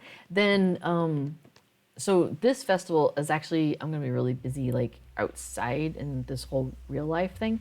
Because we're still taking Dutch lessons and it's kind of ramped up a bit. They're giving us a lot of homework. So pretty much one of the only times I'm playing Lotro lately, it seems like it's only during like streams, and then we have a kin gathering on Saturdays, and it's really few and far between otherwise. And then we also have a house guest, and she's here for a month, and it just kind of happens to coincide with the festival and everything too. So, oh, you got the mount. Oh, very nice. Oh, I guess I don't need to mount up yet. Let me talk to our friend Rodwin here. All right, she says, I must say, my good friend, that was a beautiful wedding, and everything went according to my plan. Indeed, in that way it was quite different than the plans of my adventuring days. Did you know that my friends and I have already been tasked with arranging further weddings later in the summer? All of a sudden, folk of high birth and low seem to require our services, and I have been unable to turn down a one. I hope I am not making a mistake to say so, but this great wedding was more successful than any of my other recent endeavors. Why, no one was injured or maimed at all, which might be worth recording. All right, so Chapter 7, A Wedding at Midsummer. We finished that. We're going to get our Gondor steed and our legendary item experience. Woohoo! So I think it's, it automatically is bestowed. Yep, so I have acquired, oh, it gives you the War Steed versions too. So I have acquired the Gondor Steed skill, as well as the War Steed appearance, headpiece, caparison, I'm not sure how you pronounce that word, I've only seen it written, flag and saddle. So if I ever want to do that with those, I'll do that. I want to look at yours, so don't dismount yet. A minute. So, okay, so Chapter 8, The Wedding Banquet. She says, but what am I saying? The celebrations are not yet concluded. After all, there's still the wedding feast to enjoy. Go to the feast hall of Merathrond and speak with Marathien, the master foodmonger. Once you've had your fill of merriment, there's still much of that to be had. Do be careful, my friend. If anything untoward happens at the feast and ruins the perfect wedding I planned, I will need to return to adventuring or find another profession, and I would rather not. Enjoy the wedding feast. So this is where we will finally get our class trait point, and we get a housing item, a wine table, which is pretty cool, and some more legendary experience. So let me accept that. Okay, so this is the mount that we just got. That looks really good with your outfit. That is a perfect match there. Very nice. It's almost like it was meant that way. Here, do a little turn around. Let's see the other sides of him. Oop, that's a little close. Maybe back up a little.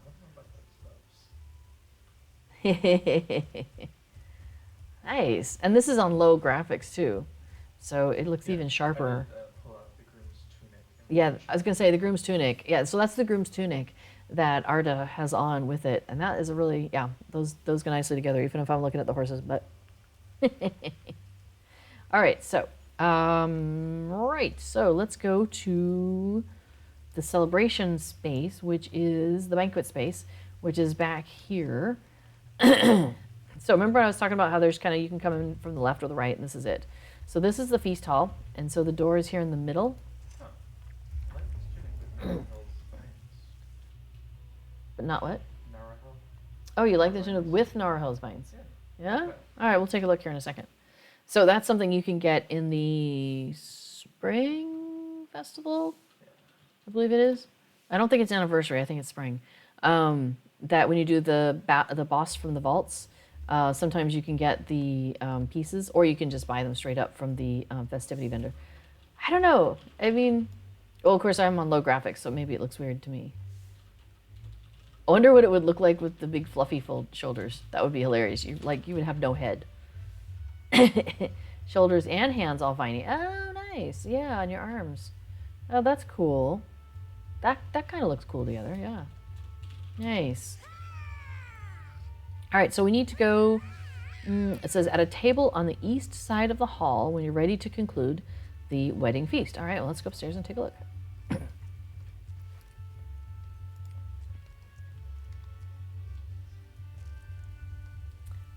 Let's see. Oh, hang on.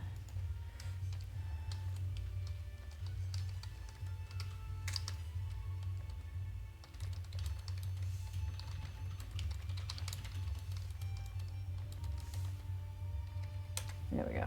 Okay. Kin question. Okay, so, oh yeah, so here at the front, the head table, apparently they're serving hobbits. You're standing in the food, man.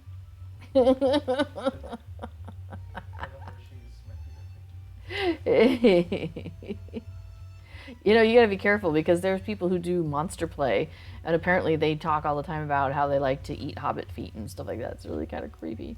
So you gotta be careful, man.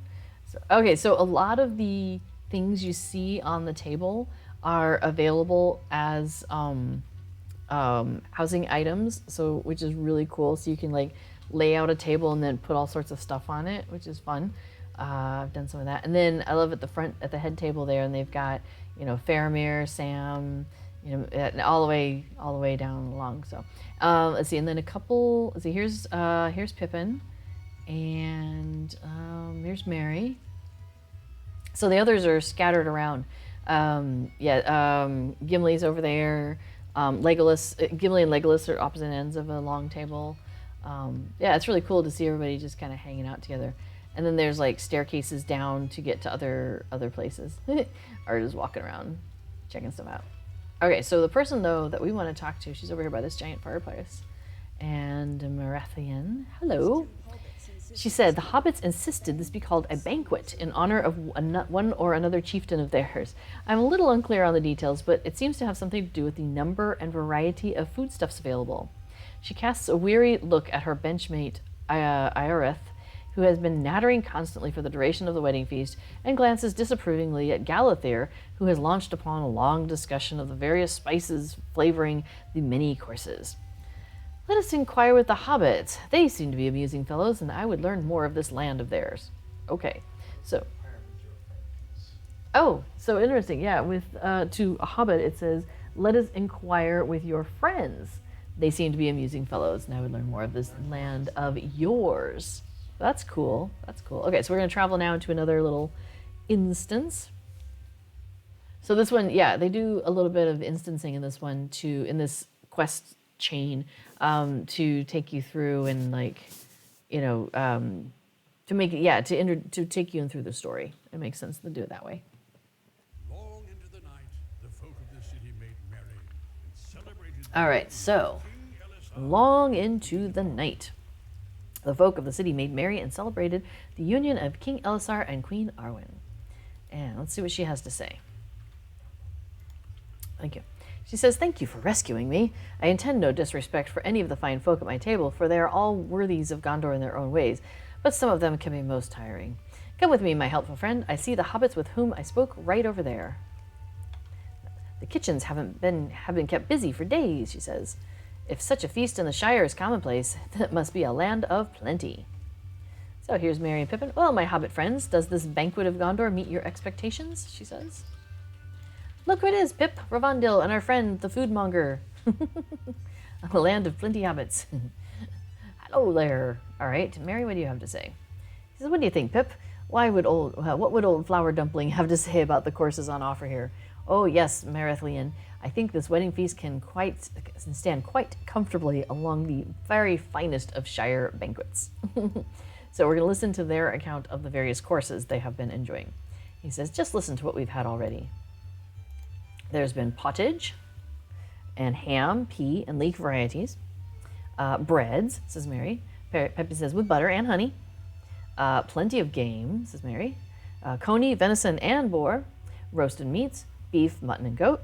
Lots of fish, salmon, pike, and eel. Enough fowl for all. Capon, goose, duck, pheasant, and heron. Eggs, if you want them, just like Grandma used to boil. And assorted greens and vegetables, if you've still got room," says Pippin. "Savory pies and pastries. I like the ones shaped like trees and stars especially. Cheeses and olives. So many cheeses. Oh, it's like they're in the Netherlands. Stewed fruits, apples, pears, plums, and cherries. The desserts have been particularly good. Pies, pastries, creams, jellies, and honeyed almonds." And Mary says, "That is not to mention the wine and the ale. And don't forget the mead," says Pippin. "To answer your question, Master Foodmonger, I would say this is quite the banquet, and we hobbits heartily approve." She says, "I'm quite pleased and a little exhausted to hear it." "Enjoy yourselves, my friends." Now, she has a ring over her head, but I think it's erroneous. Like, just ignore her for the moment. So he says, "We've spent enough time at the tables of the Rohim, Mary. Let's go back to my table. Come on, Ravandil." So now we're going to follow him back to his table, but they're dancing in the middle. We don't want to disturb them. "Oh, we can't cut through here, Ravandil." So we'll be, stealthy, as hobbits are. He says, "We shouldn't interrupt the dance. Follow me." So we'll just, run across the food and in front of the... They're like, "Pippin!" He's like, "Whoo, we made it." We could have gone, around the back, but no, we just got across the front. It's hilarious. "Welcome back, Master Peregrine, and greetings to you, Ravandil." So this is Baragond, and there's a storyline that takes place before the wedding where he disobeys his duty, but he saves people's lives. So, so that's kind of what he's referencing here. And he says, "It's my pleasure to introduce you to my wife, and I believe you've already met our son, Bergil. He was quite the troublemaker in Minas Tirith, running through the lower tiers with his friends, and he has found new ways to cause mischief in Ithilien, but he is a good lad, and at his age, I was much the same." He was banished out of the city. And he says, "I must confess to you, I did not think I would be welcomed back to the city for the king's wedding, but word was sent to Lord Faramir, and we could not refuse." He was sent to go be a part of Faramir's company. And she says, "My husband grieves still for the lives he took." There was, things happened. She says, "I have told him again and again that by his sword he saved the life of Lord Faramir." She says, "I know, my dearest, I know." He says, "Still, the king's justice, because he disobeyed the law." She says, but the king, Elisar, did not have him, he only had him banished instead of killed, for doing it, executed. All right, so Baragil, the kid, is like, "How bored? How long till he dance? Is it almost over?" His wife's like, "Well, I think it's lovely. How beautiful a queen this elf maiden makes." There we go. "Oh, hey, you're wearing the same outfit as what Elisar is wearing right now." Yeah, nice. The kid says, "I heard her brother's arrows can split an orc skull in twain from 300 yards. He's like, "Virgil, this is not the time to speak of this." He's like, "I know, I'm bored." Mary says, "All right, I think we should go see Thirm Redbeard. His listeners appear in need of rescue." Yeah, so Therum Redbeard you meet at a different part of the of going through Lotro. So it's again, this is kind of it's fun because this is a little bit of a re-seeing of people that we have met previously, which is fun. And so you come in partway through the story, and he says, "And so, with our horses refreshed, we crossed the Mering stream and rode hard to the Beacon Hills. We were so close, but yet not close enough. We were beset by orcs and varyags near Amandin. We broke through the line of the varyags, but they did not pursue us. I think I know the reason. They knew the road ahead would be held against us." He pauses in his tale, seeming to see you for the first time. "Oh, Ravandil, pull up a seat. I was just telling these fine folk of Gondor about some of my recent adventures." It's the same story every time. He's like, "In the darkness of night, we came to the western flank of the encampment of the Druadan, and do you know what happened?" Poor Prince Imral. Lorthriel says, "This is very interesting, but..." And he just keeps going. "We were nearly turned into pincushions by Grimbold sentries." Ard's just going to sit down and have a seat. Just wait around. "Can you imagine?" Prince Imral says, "Well, in time of war, I myself have. But then, at the last moment, one of the archers recognized me by the specter of my beard." Thanks. He said it glowed crimson in the glittering and guttering light of their single torch. Lorthriel says, "Is every man of Rohan so bold and yet so protected by fortunate stars?" But even I am no match for Aramor, who is now king. Blech. The tales I could tell you of his courage." Mary says, "Come along, Thurum. Someone at another table wishes to hear of your grand adventures." Oh, they don't, but... who desires to hear such?"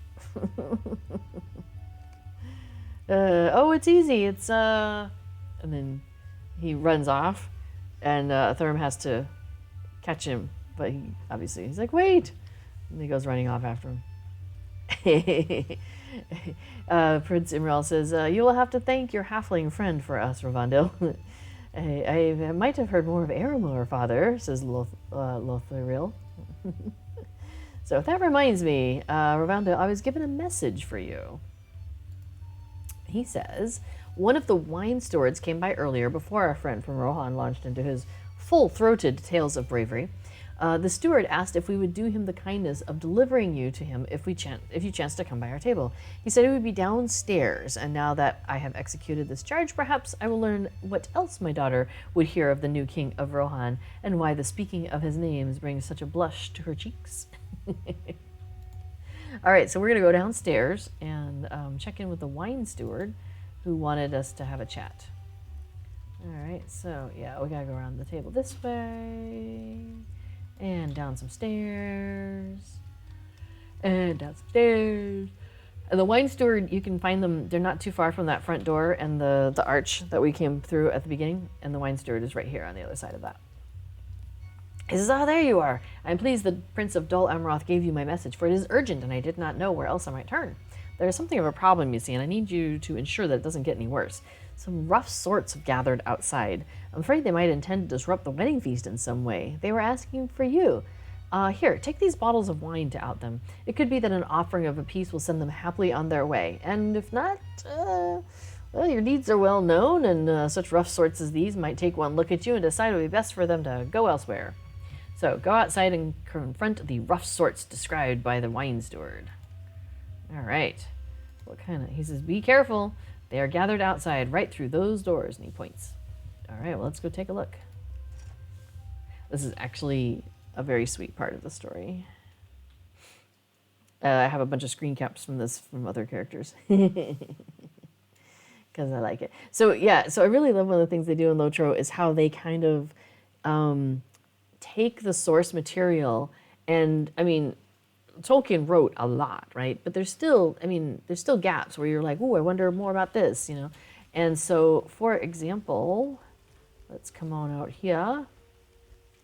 The Grey Company. He says, "You owe me a drink or three," it says Radinir. It says, "But we got to talking, and my companions thought you deserved the honor of a raised glass." So the Grey Company is mentioned a number of times. but you don't necessarily see all of their actions on the page in the books, in Lord of the Rings Online books, right? Or Lord of the Rings books.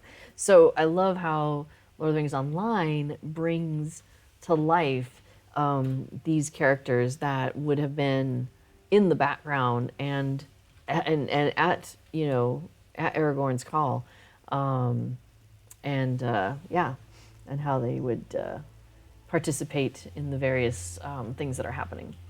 So it says, the Grey Company fulfilled his oath, and so did you. To the Grey Company, and to Rivendell.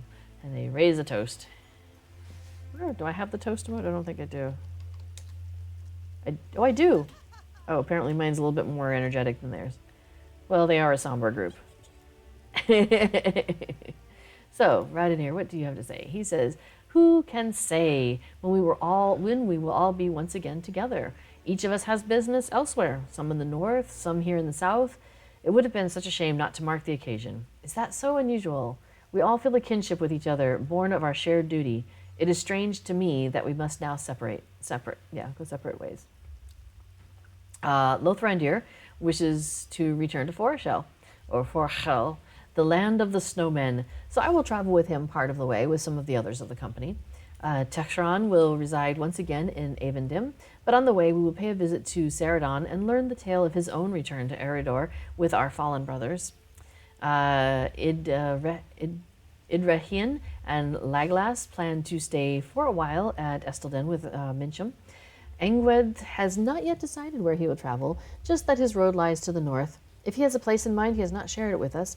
I think the wilderness calls to him. And Radinir smirks at you. Do you know what calls to me? The food of the Northlands. The food at this feast is too richly made, too covered in sauces, too soft, and there's too much of it. There isn't anything to sink your teeth into. Give me the crusty bread and old cheese of the Forsaken Inn, a day's ride east of Bree. That's all I need. Some habits are hard to break. And Kulang, he says, the Great Company rode from Eriador to aid the chieftain of the Dunedain, and now many of us will return to our homes. But not all. We all have our own reasons, for the king has not set a bond upon us that we do not choose for ourselves. But there remains the question, what shall be done about the land that lies on Gondor's doorstep? Mordor lies there, the Black Land, and who knows what sorceries of the Witch King may lurk within the Morgul Veil. I will help my king to combat these evils, and so too will Daggeras and Faeron and Mithrandan. Others of the Grey Company may decide to do the same, but they must choose for themselves. We have done what we intended, but I wager that some may discover they wish to do more. Gondor awaits a new era of peace, but it will not arrive without we who are willing to fight for it. So this makes me think that this might be some story content that they're planning to do in Lotro in the future. Mubot, thank you. The next Casual Stroll takes place on Wednesday, June 22nd, so a week from tomorrow, and that'll be at 2 o'clock Eastern, here on twitch.tv/LotroStream. And, it'll be a big episode for a big space, 2 hours for Moria. Oh, wow. Yeah, that'll be some exciting stuff. So if you haven't seen the Casual Strolls that that scenario does, so cool. He takes you into an area, so you'll go through like the area of Bree, and he'll talk about like, why they made the decisions that they did and any influences they had, and you can ask questions and stuff like that. It's really cool. So Moria is such a huge space. I mean, they could easily break that into more than 2 hours, but that's really cool. That's very cool. Okay, so we have toasted with the Grey Company. And so now it is, it says go back inside and rejoin the wedding feast. Okay, let's go back in. Let's check it out. What's happening? You sneaky, sneaky wine steward. Sending us outside to say hi to the Grey Company. That was awesome, though. So I'm going to be, we'll finish this quest chain. We'll finish this book, and Thurum has found the Wine Steward. I'm so sorry. He said, I played my part as well as I could. Were your friends able to surprise you? And the Wine Steward glances at Thurm Redbeard, whose long-winded description of Pascalberries has shown no sign of secession. In fact, he may have started anew. Perhaps you can go back upstairs and see if my services are needed? I'm sure there must be some need for more wine. There simply must. He says, let me start over. We received the call of weapon take on March 11th. Oh boy. All right, it says, talk to King Elisar upstairs on the western side of the feast hall. Which way? Oh, we'll go this way. Run! I'm running. Oh, because there's a... Oh, running away from... Yes, we're running away from a Thurm Redbeard. All right, so Aragorn says, I hope you are enjoying yourself. I confess to you that much of tonight has passed by with dizzying speed, but it is a joyful motion, and I would trade it for nothing else. Might I ask a favor of you? Earlier I spoke with Faramir about a matter of some importance, and I'm interested to learn if he has come to a decision. Would you speak with him and determine if this be so? And Arwen nearby says, she says, my dear one does me a kindness, but I am more interested in this decision than he. Okay, so we are going to go and find Prince Faramir. Where is he sitting? Oh, hi. Hey, Faramir. What up, yo? He says, it is a pleasure to speak with you, my friend. I saw you earlier when our halfling friends ran by the table on their way to do some mischief. What? It was a spirited chase and brought a smile to my lips. That has been rare enough in these days in the last few days. He falls silent, and you take the opportunity to ask if he has considered the topic about which King Elisar inquired. Faramir studies you quietly. He told you not the subject of our discussion? He's more subtle than I expected. Or perhaps it is the hand of his queen that makes him so. Ravandel, you are a friend, so I will speak freely. The king knows that my heart has been captured by the Lady Eowyn of Rohan.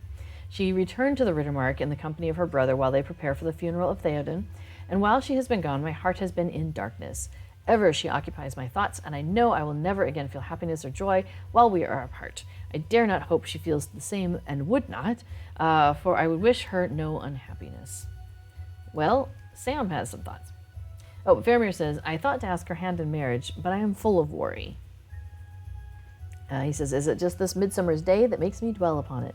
Like you're out of weddings that make you think of weddings, you know. What if she doesn't feel the same as I, he says. Now, if anybody's seen the pair of them together, you know that she kind of likes the guy too. So. But Sam says, begging your pardon, Prince Faramir, I am sorry, but I hate to intrude. You do not need to apologize, dear Samwise, says Faramir. They've seen each other a bit. Sam says, well, it seems to me that folk of Gondor always make things too complicated. Good Hobbit sense there, Sam. He says, maybe that's fine and normal down here. But in the Shire, we prize when things are simple. Yes, Arda agrees with Faramir says, I see. So Sam says, it's true. There's a lot of talk of marriage in the air. Yeah, sure. And it makes me blush to think of it, since I never thought myself the type. But he does have Rosie, back. He says, but I'm rather of a mind to get married myself when this is all over. So he says, do you have a particular girl in mind, Sam? Asks Frodo. I wager you do. Yeah. And so what if I do, Mr. Frodo? Faramir says, I think I understand your advice, Master Samwise, and I thank you for your Hobbit wisdom. Yes, I suppose Frodo needs to know who it is that Sam has in mind, since they're all going to live together. Faramir says, I shall ask for Eowyn's hand when I next see her. That's a good idea. I mean, you could send her a letter, but I think you should wait and just see her in person. I think that's better. You can send her a letter and say, hey, I want to see you. Send a hobbit. Nothing goes wrong with that. All right, so Sam says, dear me, I am pleased that Prince Faramir has made up his mind, but to be completely honest with you, I had not quite gotten around to the advice I intended to give him. Well, still, all is well when it ends well, which it will if Lady Eowyn agrees to his proposal. If she does not, I fear the reputation of Hobbit wisdom may suffer in Ithilien and Gondor. Oh dear. But now there is a disturbance on the western side of the feast hall that we need to go investigate. What is that? A great commotion draws your attention to the west side of the hall. Take a deep breath, my friend, he says to the kitchen master. All right, let's find out what's going on. All will be well, says Elisar. He's listed as King Aragorn II Elisar. He says, now, is there a problem?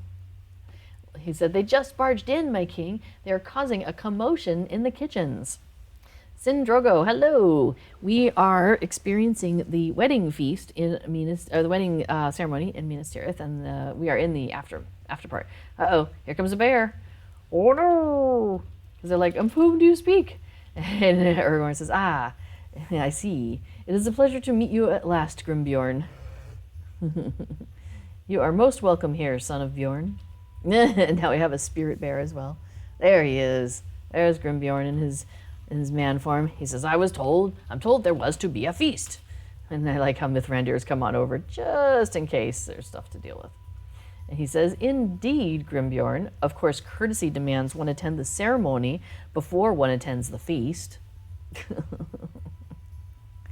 And you have missed the ceremony. So also Sindrogo, you have missed the ceremony, but I don't think Mithrandir is going to scold you for it. And Grimbjorn says, one wedding is much the same as any other. Is there a place for me?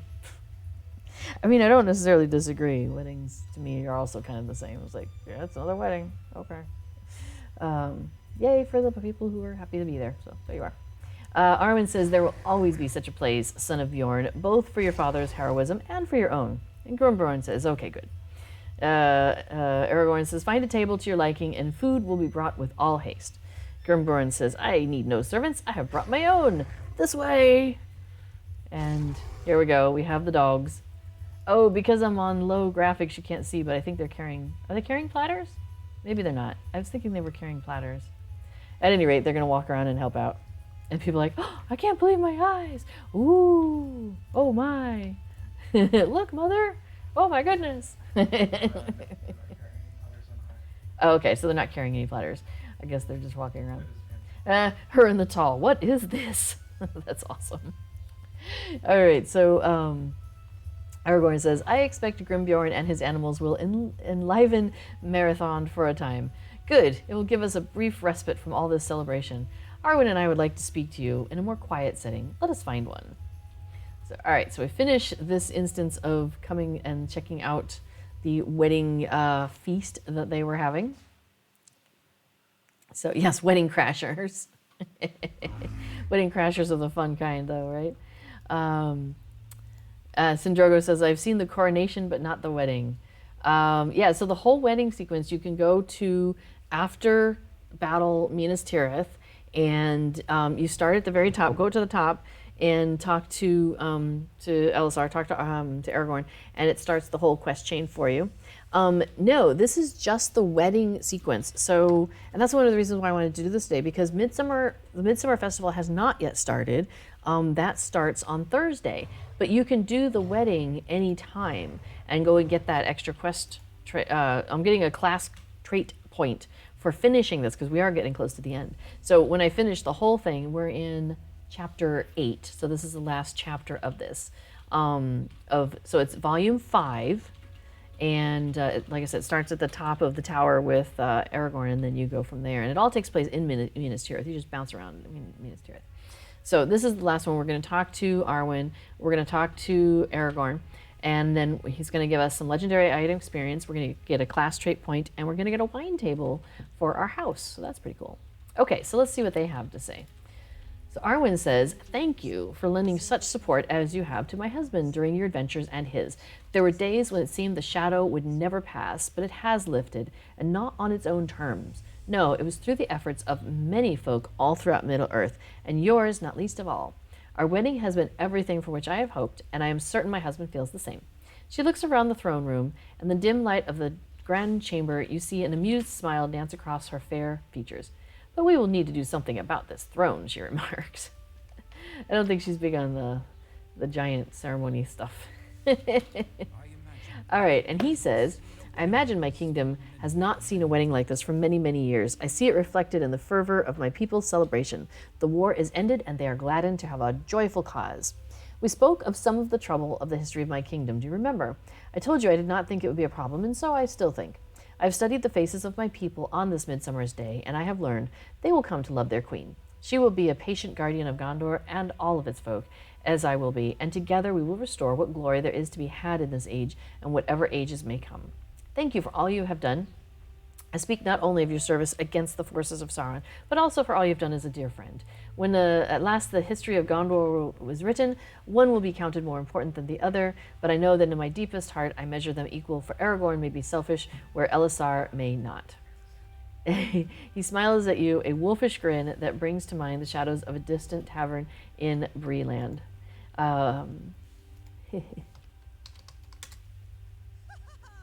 He smiles at you, a wolfish grin that brings to mind, yes, the shadows of a distant tavern in Breeland, long, long time ago.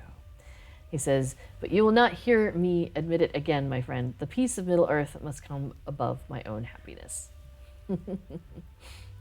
Okay, so, hey, Strider, Aragorn, Elisar, have you ever thought about picking a name? I mean, why does he need to pick a name? He's already got a bunch of them. All right, so now we go talk to Mithrandir outside the tower. So yeah, so the Midsummer Festival starts on Thursday, 10 o'clock Eastern U.S. time, and but like I said, yeah, the wedding is available anytime. Now they take place in the same time, and they were introduced at the same time, so it's very easy to mix what is one and what is the other. Like they overlap so much, right? So easily. So that's why I thought today would be a good opportunity to just go through the wedding ceremony part of it, just to kind of show people where to find things, and also to kind of let you see it standing on its own without all the other pieces of the festival involved as well. Okay, so Mithrandir is right here. Hello. He says, it has been some time since Gondor saw such revelry. The folk thirsted for it without knowing what they desired. Such a night of celebration will be good for them. The peace of Middle-earth is hard won, my dear lore master, but it must be defended if it is to remain secure. Not all threats are gone with Sauron, as well you know, and other evils there are in the wide world that must be faced with bravery and resolve. Can I count on you to continue to stand against these dangers so that the love we celebrated today can last into the days and months ahead? A wedding is a beginning, my friend, and so is this great wedding, for there are those in the world who will see the joy of it and resent its presence. Yeah, that's sad for those people. He says, my time on these shores draws nigh, my friend, and I want to know that these lands will know peace beyond my departure. I will be counting on you for this, or for those you choose to follow in your stead. Someone will need to defend the happiness we saw today. Someone will need to safeguard the peace of Middle-earth. We will speak of these matters again, my friend. For now, you should do as does the city. Eat, drink, and be merry. And it says the story continues in future updates. Dun, dun, dun, dun. So we'll finish now. We have all that cool stuff. So I have a deed that has been bestowed, which is complete book 1, A Time of Celebration. So that's what we just did. And then the story continues in future updates, so we don't have that information yet. But I think they've kind of tried to drop us some breadcrumbs in here of saying, you know, there's still people out there who are, you know, we're on Sauron's side and are going to continue to be not happy with how things are. And so, you know, it's not over, right? Like, it's not like, and they all lived happily ever after the end, right? There's still more to clean up and more to do. So, and there's some allusion to that in the books. So I think that could be a direction that they'll take us in the future, but who knows? I'm hoping that we do get the scouring of the Shire before they go that direction, but you never know. They might be saving the scouring for like the 20th anniversary. This is Lotro's 15th anniversary year, so, you know, that's kind of exciting. Yeah, who knows? Maybe they're saving it for later. We shall see. Okay, well, oh yes, the wine table. So we got the wine table. That is a housing item, so I'll be going and putting that in either my house or the kin house. I'll have to check, see where we have room. Okay, well that was 2 hours for me. I had a feeling it was going to take the whole 2 hours. So I'm going to wrap up here. If there's anything else you want to talk about, put it into the chat and I'll take a look.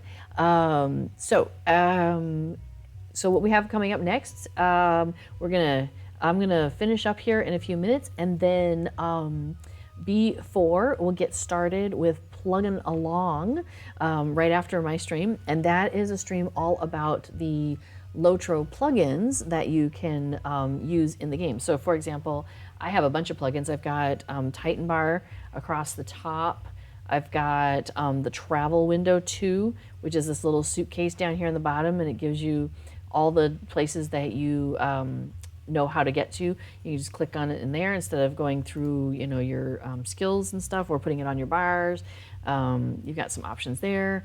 Yeah, so there's a whole lot of plugins. Deed tracker, which is great. So it will have just tracked this deed that I just completed.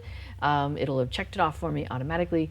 And so I can go in here and see, okay, how many deeds are still left for me, like in Breland. Okay, I've done 22 out of 57. And so I know that there is 125 Lotra points still available to me there, and 66,000 virtue experience is still sitting there in Breland waiting for me to pick up, right? So so I really like Deed Tracker. So before we'll talk about that in his stream here coming up just after mine. Okay, so if I don't see anything in the chat, so we'll go ahead and wrap it up. Next week we will be in the Midsummer Festival, so we'll be just doing all festival all the time, right? So I think I've got 3 weeks of my streams that are festivals. I probably will be on each week, so I think we're good for that. So all right, so I will see you all next week when we will be in the Midsummer Festival. It will have started, so that'll be great. I'll probably be on my main back on Rosenbloom, and we'll be riding all over Minas Tirith and seeing all sorts of fun stuff and enjoying the festivities. All right, well, thank you all for coming along and joining me today. I really appreciate everybody taking time out of your day to come and have fun and play in Lord of the Rings online with me.